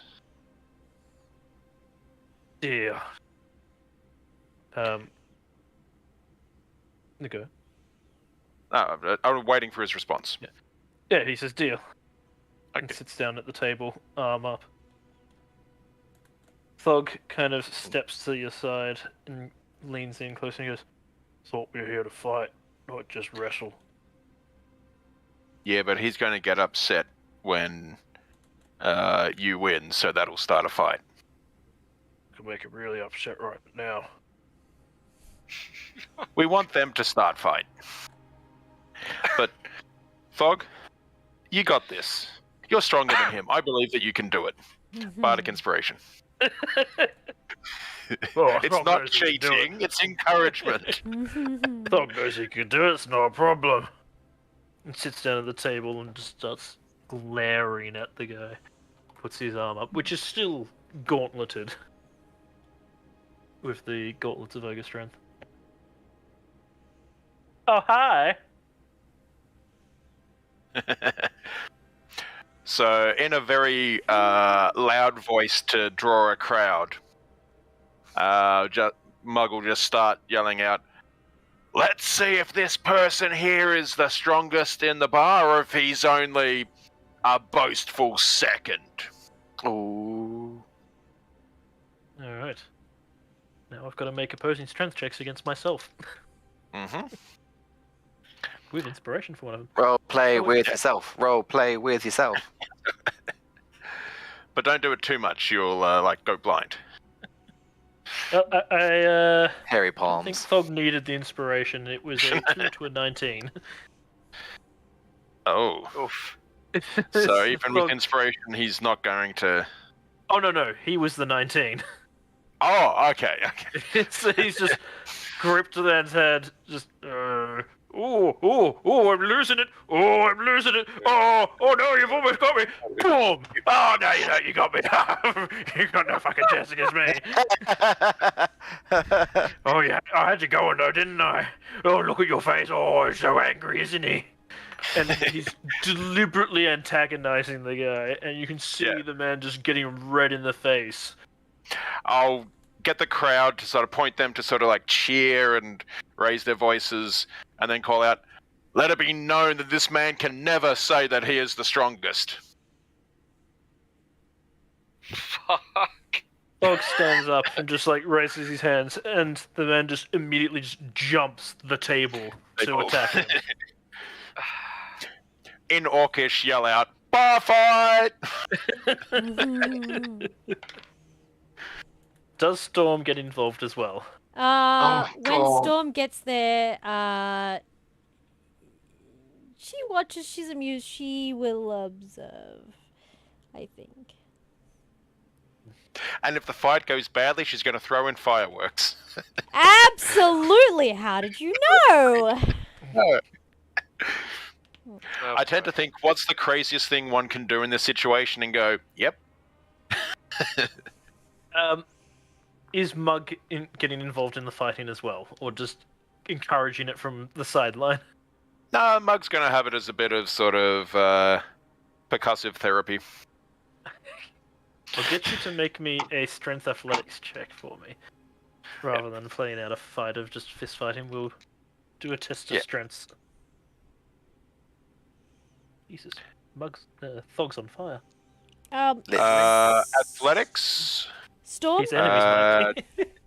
Dirty 20. Storm can't resist herself okay. and will just, like, seemingly stay out of the fight, but also just purposely try and trip one or two people here or there with her tail or her foot. Whoopsie! Doo-doo-doo-doo, kind of thing. Alright.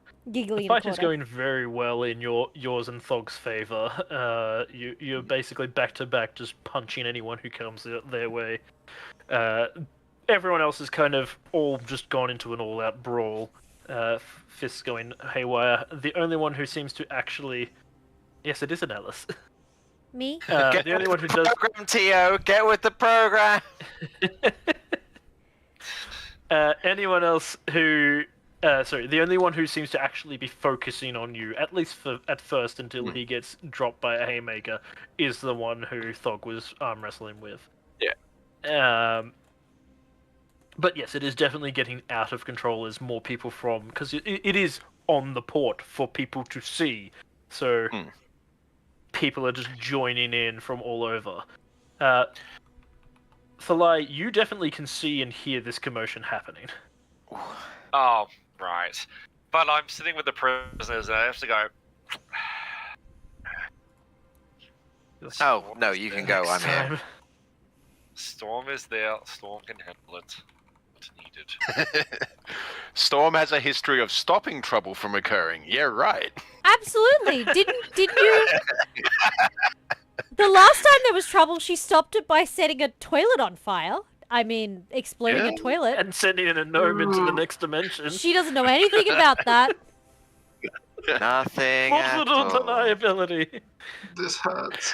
So trying not to like get people like not attacking people who aren't already sort of in the brawl by their own volition. So if people want to fight, he'll fight them, but he's not trying to like Alrighty. Is anyone dumb enough to attempt to attack Storm? Well, you do also Yes. have Subtle there as well now, so... Yes, someone does attempt to attack Storm, and Oh. Subtle makes quick work of them. Almost instantly lashing out with his whip-like weapon. The clawed ball on the end, lashing around them several times before smacking them in the head and knocking them unconscious. As they fall to the ground, he just whips it back. He's still standing a good 10 feet back from you as he does this. It definitely has some reach on it, this weapon of his. And he is quite proficient in using it I feel to like deal some damage. Storm is quite familiar with his use of this weapon. Maybe not this particular Yes. one, but the type. You've seen him training with similar weapons, and you've had some level of training with the weapon yourself. Kit, but Jesus. why? Hey, Don't thanks worry, for the. Kit. I thanks for had the you sub- in mind. This is a bar brawl. There was definitely going to be a gnome. Oh God, no Ray. side. I should point out but thank you, Gray. Thank you for the subby. Okay. That means there's a Shazoo! I know, I love the shizoo. And you know what? Screw it. Gray can get a shout out as well. Because As he Gray is should. cool. Yeah. You should all tell Gray how much you love him and how good of an artist he is. Like, so good. Like, you know Oh, what would yeah, make it better is if you amazing. drew, like, in a maid bikini. Like, it'll be so Yeah. good. Should Yeah. totally draw yourself as a- Totally draw it. Even though you haven't reached the thing, do it. And he's gone. And he's done. He noped out. positive attention. Oh no! Was it? Someone perceived me? Oh no. Goodbye. As the fight goes on, there is the sharp crack of a gnome being suplexed into the port. We have 6 nomicides to fulfill for D&D. Just put it out. Well, there's a Oh, whole family! Oh, no. There No, just you know happens what? to be a ship full of gnomes who just pulled up to port, and they're like, "Oh, let's get into the fight!" And then just Now, this Don't. one was just kicked so hard that his children's 6 times of this will, not be able to reproduce in the future. I don't know how that works, but let's go with that. see if he can't reproduce, then his children can't reproduce because they won't exist. He creates paradox. Paradox. He is a grandfather, so he is kicked so hard he can't give any more children. It was so hard that his son can no longer produce children, and then his grandson is infertile for. No, That's how hard it he was was. kicked in the nuts so hard that it went back through the generations and he was unborn. As his great grandfather became impotent. Or he was, Excellent. That means there's no evidence. But then he was hold on. kicked. But does a nomicide happen if the gnome never existed in the first place? Yes, Yes, it's it's only a great there for family the life. audience to view, so the We're audience can see it. creating a temporal pair of socks. Oh no. And a metacrime. The Time Police will be after you soon. They're finished with Loki. They're after us now. Just like, whoa! Alright, so So yes, if there's been like gnomes getting suplexed, it might be the time to like get out of there and yeah, Subtle actually steps his way in front of Storm, and as another patron of the bar fight steps their way in front, he lets out a guttural roar that echoes across the entire area. And can I get everyone nearby to make me a charisma saving throw, please? Oh, that's me as well. I don't like that. Me neither. are you in the bar? I This went is our with report, but yeah. Thalai and... Are we not in the same place? No, they no. You Oh. and I are at the same place with Never the mind. merchants and the You're prisoners. nearby, but you're not close enough for. It was you the can hear- nearby bit. I thought we Yeah, were so- like... Yeah. Okay, I've got it. Yeah, you're nearby so that you can hear it, but you're not close enough to be under the effect of it. That's A gonna mug work for gets lot a of people in 15. the fight. Right, you actually fail. I got a 16. Does that? You also fail. Yeah, she probably has bad memories. This is probably inciting Actually, PTSD. no, sorry. Alice, you will not be affected by it because he can actually choose who is affected by it. Right. And you've definitely probably heard him do this before, or Yeah, others she of your still people do this before. flinches. Oh shit. Okay. Literally everyone fails. There is a moment of just sudden quiet coming over after the roar as everyone turns and then just panics and starts fleeing from him. You are under the effects of fear. Mm-hmm. You are frightened of him. As Ah. his roar just echoes out across the harbour. So what is? Can I still take actions? You can take actions, it's just you cannot willingly move towards him. Okay. My action is to. Is Thog near me? Thug is near you, yeah. You're Yep. basically back-to-back fighting. Yep. I reach out and touch him and cast a level 2 heroism. Okay. So we're immune to being frightened. Oh, so And good. Storm will at Swift. Go, Swift, what are you doing? You can't do that here. It was a fight. I've ended the fight. No. It was a waste of time. You are no fun. Repeat after me. Ma- You say it to yourself. She's speaking in like cat to him. No I'm fun. not here for fun. Meow. Do you think I would willingly leave my people in the safety of the island? I was sent here for you. Why? I don't Because- want to go back yet. It was requested of me, so I will carry out my charge. By who? The monks, as you are well aware. I do not want to be here any more than you do.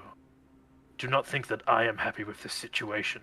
I chose this. You know that, right? I chose to leave. I chose to save the life of one that is not us. I chose to save them over staying and following our laws. You do realize that, right? I was told that you abandoned us. No. I just chose something better.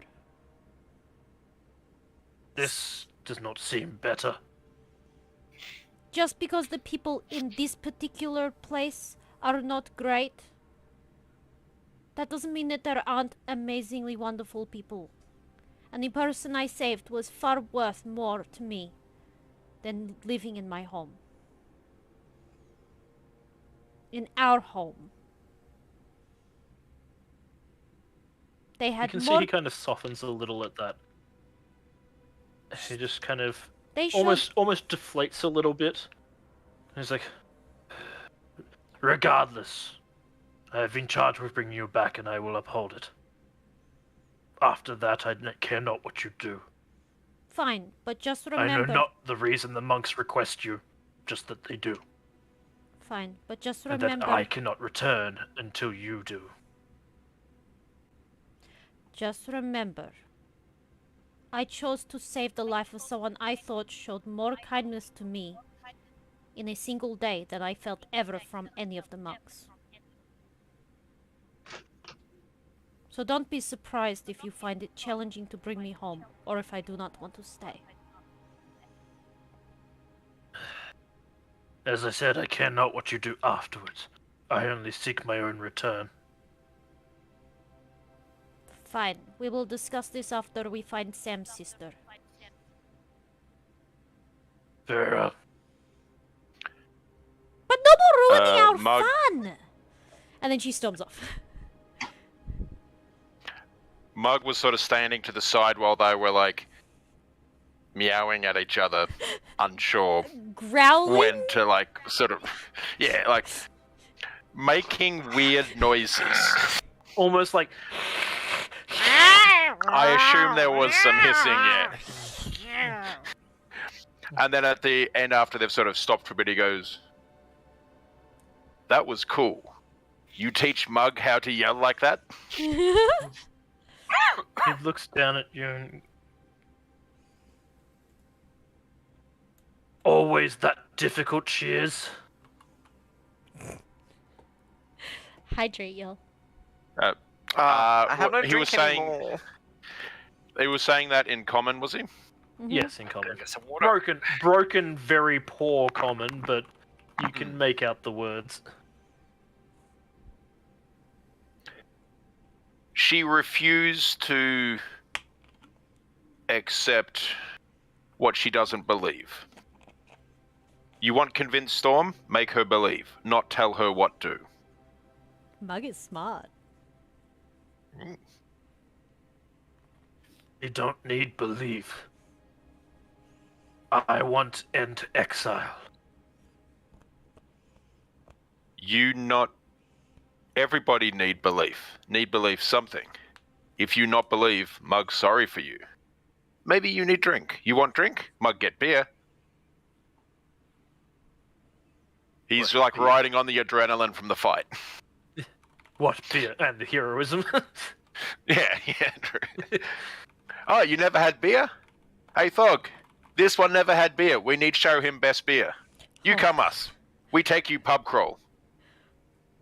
Also riding off the heroism and just the buff, always like, "Hey, Pub drink crawl." it, buddy."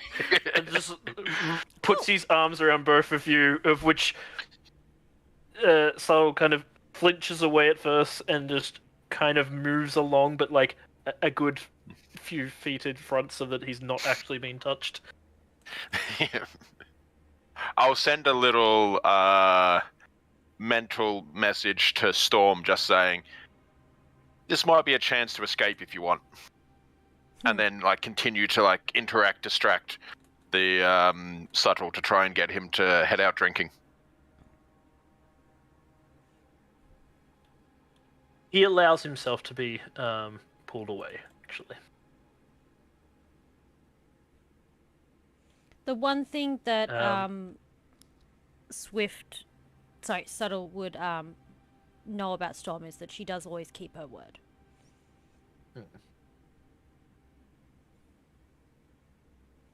She may not like it, and she may throw a Kovac absolute arrives tantrum, but she'll keep her word. with the captain of the do. guards as the So- ball has dispersed a bit.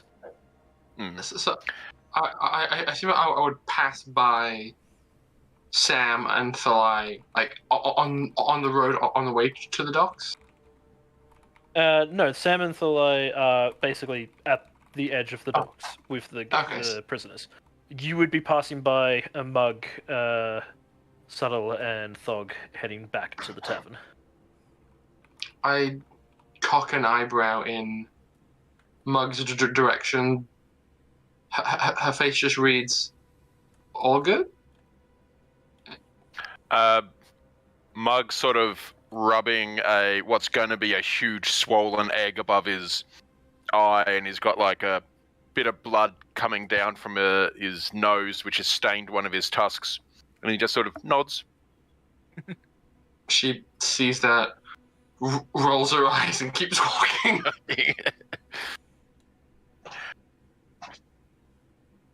So yeah, we'd probably also go past if the Thalai and Sam are nearby. If we see them, we'll go past them and see if they want an escort to go somewhere before we continue going out drinking. Thalai is not there, but Sam can respond. I mean, I'm not gonna drink. I'm good. Maybe. Thalai probably would feel. No. So you were you guarding everyone? The Yeah, all prisoners prisoners. and the Demo? demu? Yeah. Okay. Stormy's gonna go and find Thalai, I think. I could do with a good nap after this. Sam Well, and here's Thalai.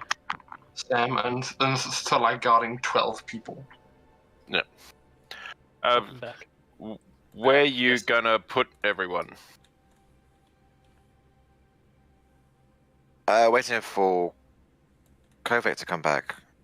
Have I First. arrived at this point? Yes, you'd have arrived. Okay. Yeah, once Kovac returns, we know what to do. You can do with those guys. Motions over towards the instigators, and then we can work out what we're doing with those guys. And points over towards the merchants.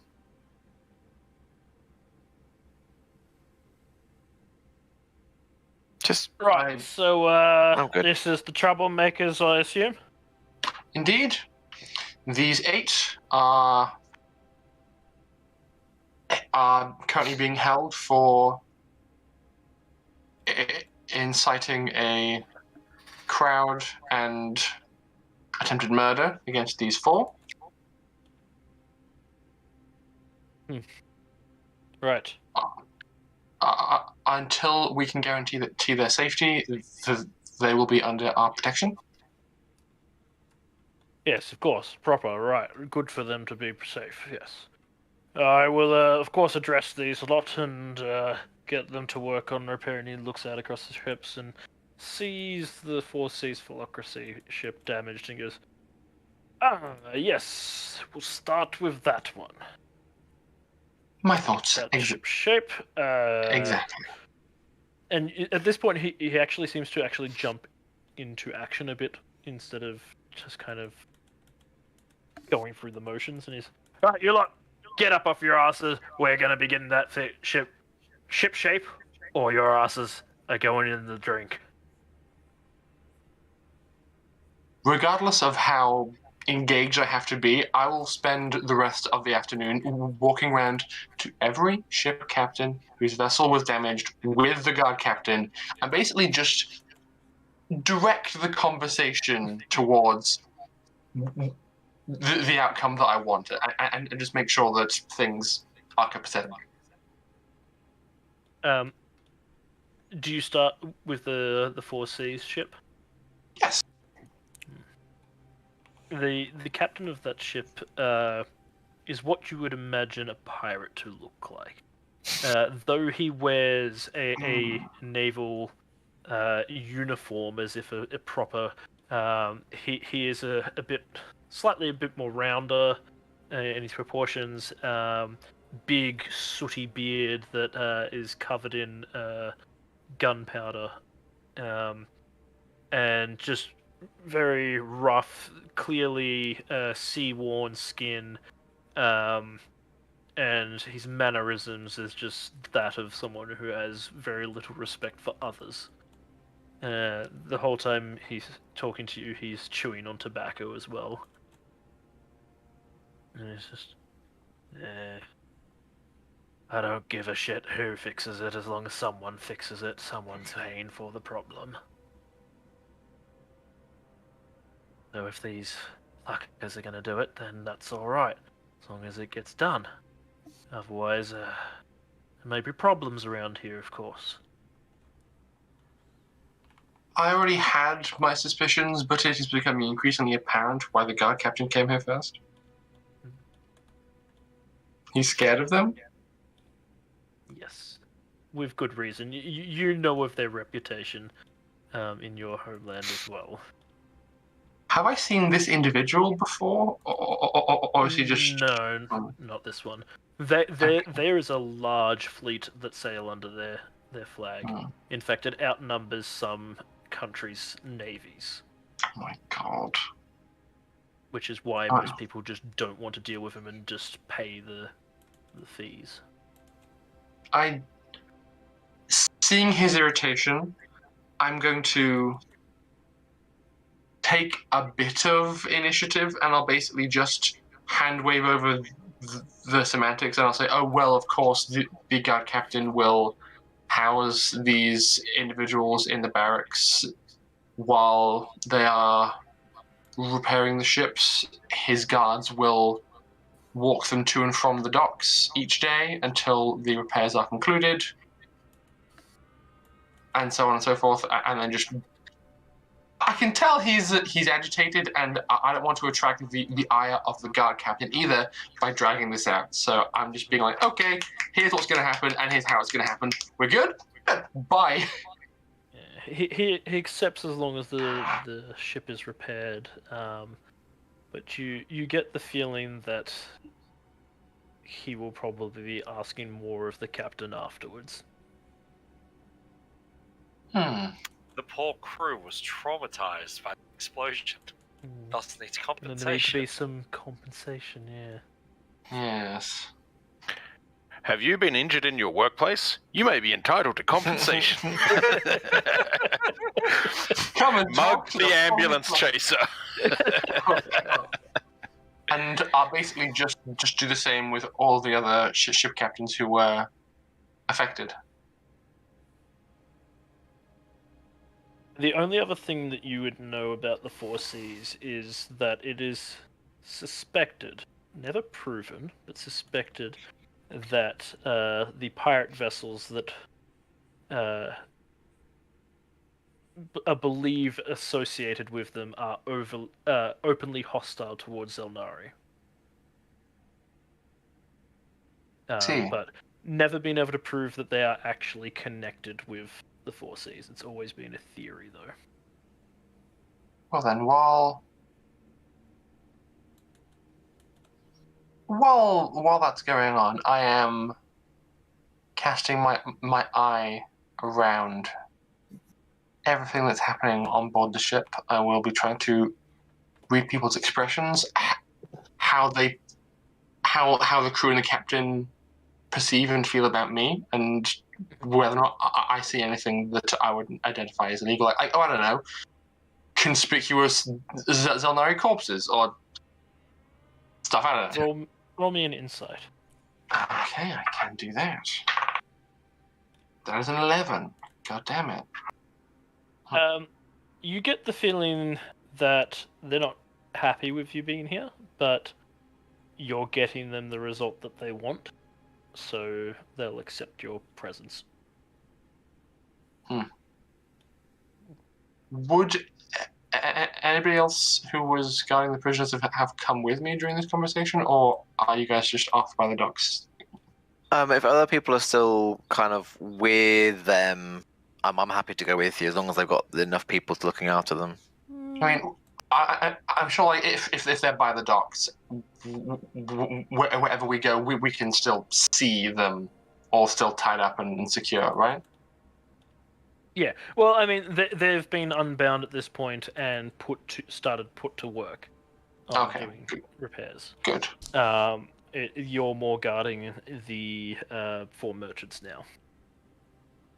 Okay, and I'm satisfied that because immediately, even if we leave, the guard captain will be intimidated by the Four Seas philocracy enough to guarantee that these 8 are held accountable, at least partially, for their crimes. I'm like, okay, not ideal, but they're paying for their crimes, they're paying damages, it's fine. And then I'll leave them to it and return to the party.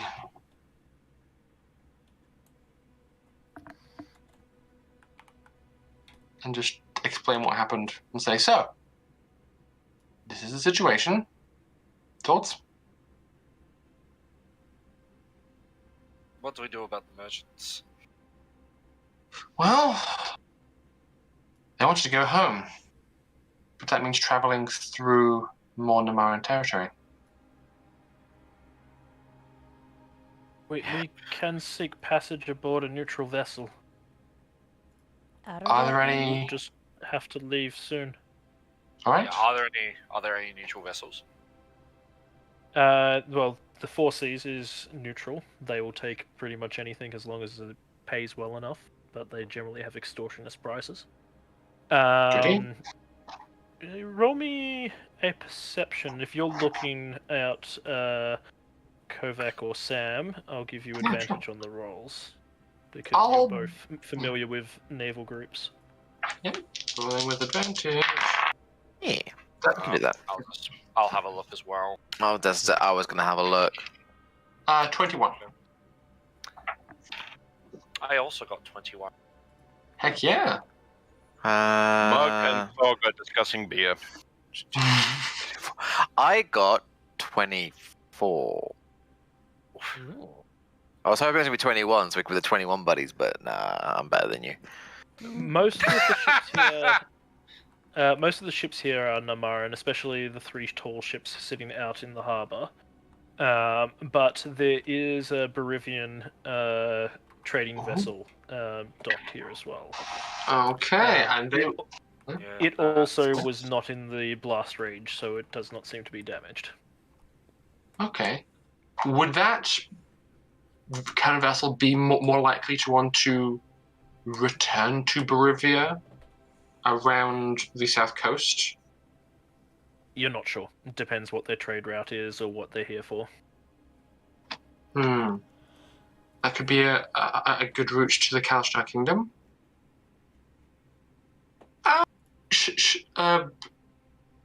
Shall we talk to them? I'm interested. I guess so.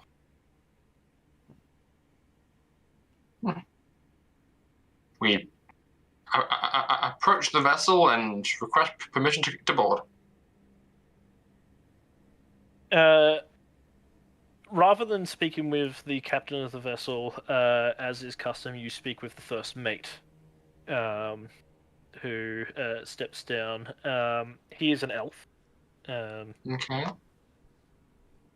Of darker complexion, you believe possibly a wood elf.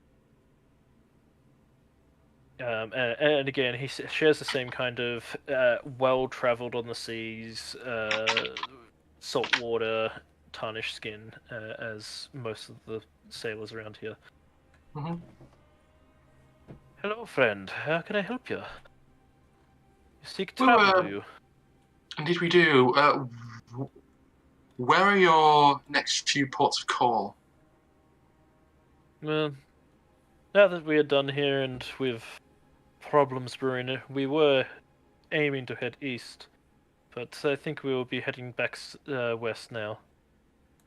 I see. It's of course the captain's final call, but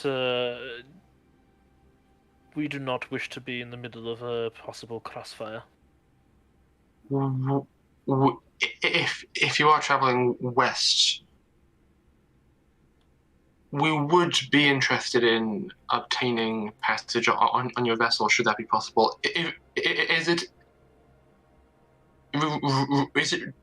possibility to request a confirmation from your captain? I can make the agreement on behalf.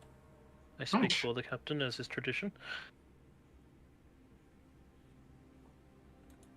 He kind of squares you off for a moment. He goes, "You seem familiar."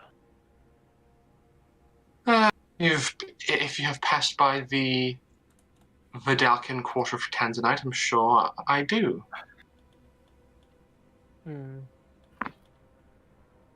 Probably. Not gonna lie, a lot of you look fairly similar. Yes, Don't mean any offense by that, but you do a lot. I can appreciate that. Tall stature, slender, the somewhat flat nose. It can be that way at times. And the skin, of course. The skin makes a striking appearance. That's true. Can I But roll? yes, go on. Like, I want to know if he's just being like, "Oh yeah, you just look familiar to some guy I used to know," or if he actually does recognize me as an individual. Yeah, go for an insight. Okay. 16. There's a very good chance with him being actually sailing a Berivian ship, it's quite possible you've met him on the ports at some point. Whether it's just a routine dock check or whatever, you've probably passed by him at least. Okay. You don't personally recognize him, but yeah. Okay. I'll excuse myself from the conversation and turn to the party and say, seems like an option for us at least. He calls out from the boarding plank. Where you staying? It's the local tavern. The Loose Goose. Loosey goosey. Yes. I'll send a page boy once we have confirmation, as well as fees for travel. Splendid. So thank you for your time. Walk off.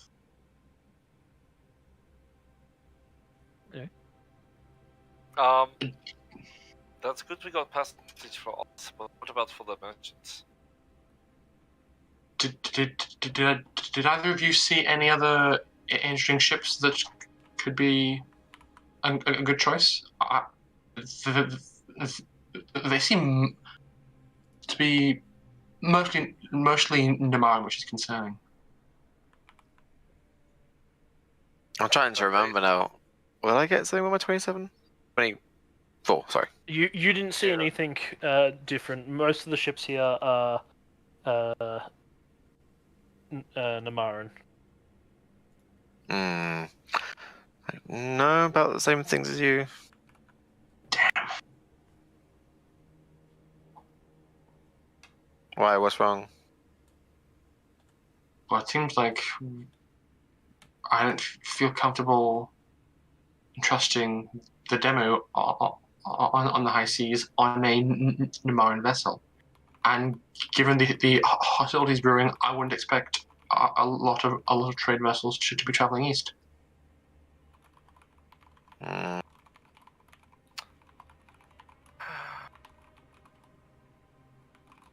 Mug will sort of look over and go, what? Have you been paying attention? Yeah, talking with Thog. You're well travelled. Did you see any vessels around here that you would expect to be sailing east? I'm gonna... Actually, where's the map?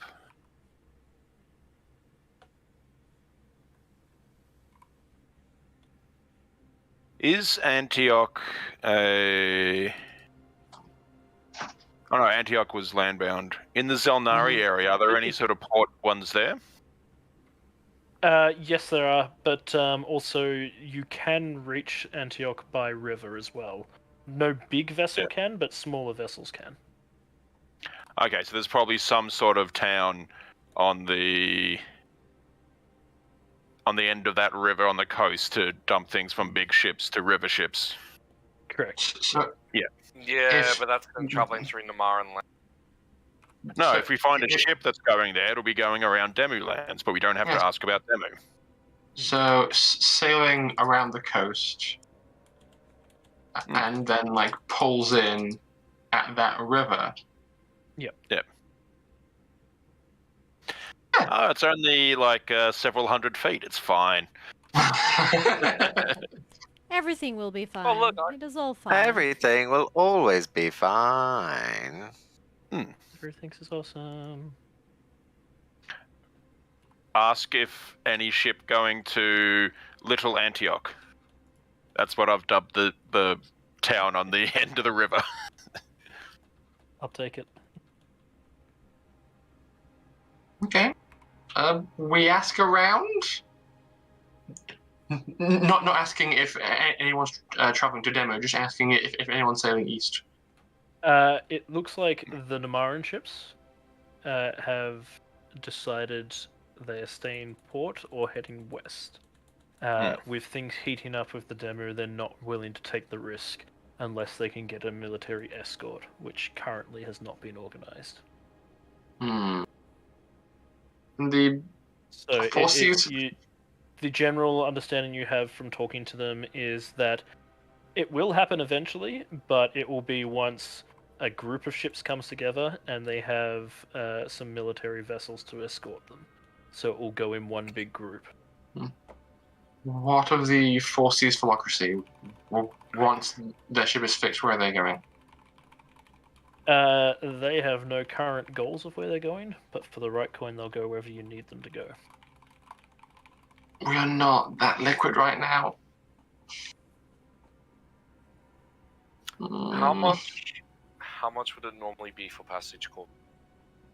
Considering it's just across the bay. How much? Good question, Ash. Normally, it would be probably anywhere between 20 to 60 silver. Total for all four of them?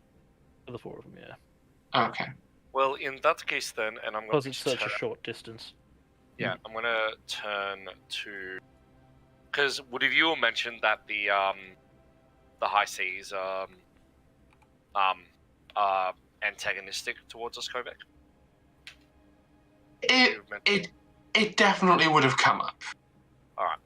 Then I will look at the head of the Demu family and go, here, and I'm gonna give him 40 gold. Take this, go to that ship and ask them for passage into the lands. Use that coin to pay, and then whatever they don't want from that, use to restart, to get back at least some of what you've lost. And start again. Thank you, Thank you very much. Please understand that I know how we're painted, but not all demo well, monstrous. Yes, we have slaves, but that is our way. It's he's out there somewhere, but I had and he kind of looks over at Mug and then in a lower voice goes, a half-orc slave. He's somewhere in the town now, escaped. I wish him well. I do not wish harm of him. He was more like part of the family. But it is just our way. I hope you understand this. We do not kill. I'm going to sort of move over to the guy. You mean you had slave? No have slave anymore? No. When we were attacked, he got free and is somewhere in the city now. You not understand what Mug asked. You not want that half-orc be slave. You signed paper saying free orc, right? He is free now. He is safe. As I said, I do not wish ill of him. The lie has already handed over the coin, but to everyone who knows how to read the lie, you can see that the lie is regretting, a slight regret hearing that, but it's just like, no. In your mind, do you still own slave? What? No, of course. He is a free man. Good. Hey, Thog. We got new brother to buy drink for. Nay. We are not just collecting half-orcs and orcs, okay? Wait. Just why collecting them and taking them with it. We've got a cat now as well. Oh. Yeah. You are not collecting half-orcs. Mug does what Mug wants. You know what? You have to feed them. You've got to make sure that they are, watered. I'll clean up after them. Yeah, it's fine. So, yep, that's been handed off. Thalai just like nods and just walks off. Not saying anything else, but I'll, at the very least, escort them to the Four Seas vessel just to make sure that no one like spits at them or punches them in the face as they walk down the docks. Yeah. Alright. With that, they're able to get themselves travel agreements and will be out of your hair. Like, they are merchants themselves, so I would imagine that they have coined themselves to arrange passage. Yeah, Besides assuming what? that it wasn't taken from them, then yes. We never did check that, did we? Oh well, they're fine. You say that now. We're gonna start getting haunted by this they shit. got 40 gold. They got 40 gold. They'll definitely be able to passage, and then they can restart. Mm-hmm. So They'll be able to start again whatever's left over. It's not. We're gonna cost be them. haunted by their corpses. I'm at least going to. I'm not that cruel. I'm going to Yes. find a flat surface to put together the official document saying, "You, Captain Clancy of Marion, are bound by Xel'nari law to enact this punishment for these crimes, and make sure that it ends up on his desk." And then I'm going to retire to the tavern to await the Borovian ship's page to see if we have a chance of sailing with them. Alright. I take it everyone is heading back to the tavern for the night? Mug and Thog will do a little bit to try and see if there's like other half-orcs in the town, and then sort of forget what they were doing and head back to the tavern. Yeah. Well, you were going drinking with Subtlewing as well. Oh yeah, yeah. We need to get that boy drunk and then find out what's really going on. Alright. Well, I think we will leave it there for tonight, with you heading back to tavern and things being calm for a change, instead of leaving on a cliffhanger. Thank Perhaps there will goodness. actually be some party. I mean, I feel Until like it's a the- different kind of cliffhanger. Yeah. Or someone comes over to Sam and is like, "We need to talk." Like, dun dun dun. That would go. Alrighty. Thank you everyone for joining us. I hope you had fun. I know I did. I always love torturing Yeah. people with things. But it's If okay. you're around next week, you can join us back for our next game, where we can pick up next Sunday. Or if you're here on Tuesdays, then the lovely Rory, who is down there, runs the Stars Without Number campaign, which is a sci-fi setting game where things have gotten a little out of hand. If you ever wanted to see a combat play out near the core of a planet that's about a diameter, the entire planet has a diameter of about 1 kilometer, and the core of the planet is covered in spikes, as is the ceiling, and to, as a DM have to figure out a 3-dimensional spherical combat space, then you can just come and watch me just pull my hair out. Because it's going to be a lot. Why? It's not something I knew I needed, but I need it now. You saw the setup as I did. described it. It's flipping spiky ball And- inside an inverted spiky ball. And Lockie people is can- frustrated because he can't get down there. So instead he's going to play with the space cows. He's too big. He is too So, big. Rory, do you want me to Photoshop a photo of you with like bald after you've pulled your hair out? Please no. It's taken me over 2 years. I'm going to say pretty sure there's a filter for that or something. There's a filter for that. There's an app for that. There's a filter where you can become a potato. Oh no! I'm already there. Let me get it back on. Let me get it back. No, I switched over, so I don't actually have that one at the moment. So thank you everyone for joining us. We will see you next week or on Tuesday. Hopefully Whenever on it may be. Tuesday. And now we must settle on someone to raid. Raid. I have my personal biases of who I think we should raid. But Well, let's pick someone and raid. Do tell. Let's go. Raiding party. Birding party. Which is Oh no. I was thinking that we should raid Puppy because he raided us last Hey. week. Hell yeah, let's do it. Yeah. Raid puppy. Attack him with mugs when we get there. Literally. Yeah. Wait, what? Mug casts fist. Mug cast mug. Mug casts mug. Mug cost chaotic presence. Not I spelled, like it just as mug. a bard. You could, if you were doing the whole scanlan and create a copy of yourself, you could actually mug casts mug. It's a Mug. copy of himself. Yeah, use the mug. Use the mug Yeah. emoji. Why does Mug get his own Murdoch? Yeah. Oh no. Where's the short one? Where's the blue one? I was gonna say I've got my one. Mine's yoke. Yoke. I mean, need we mug. actually have room for more emotes, so I can make some.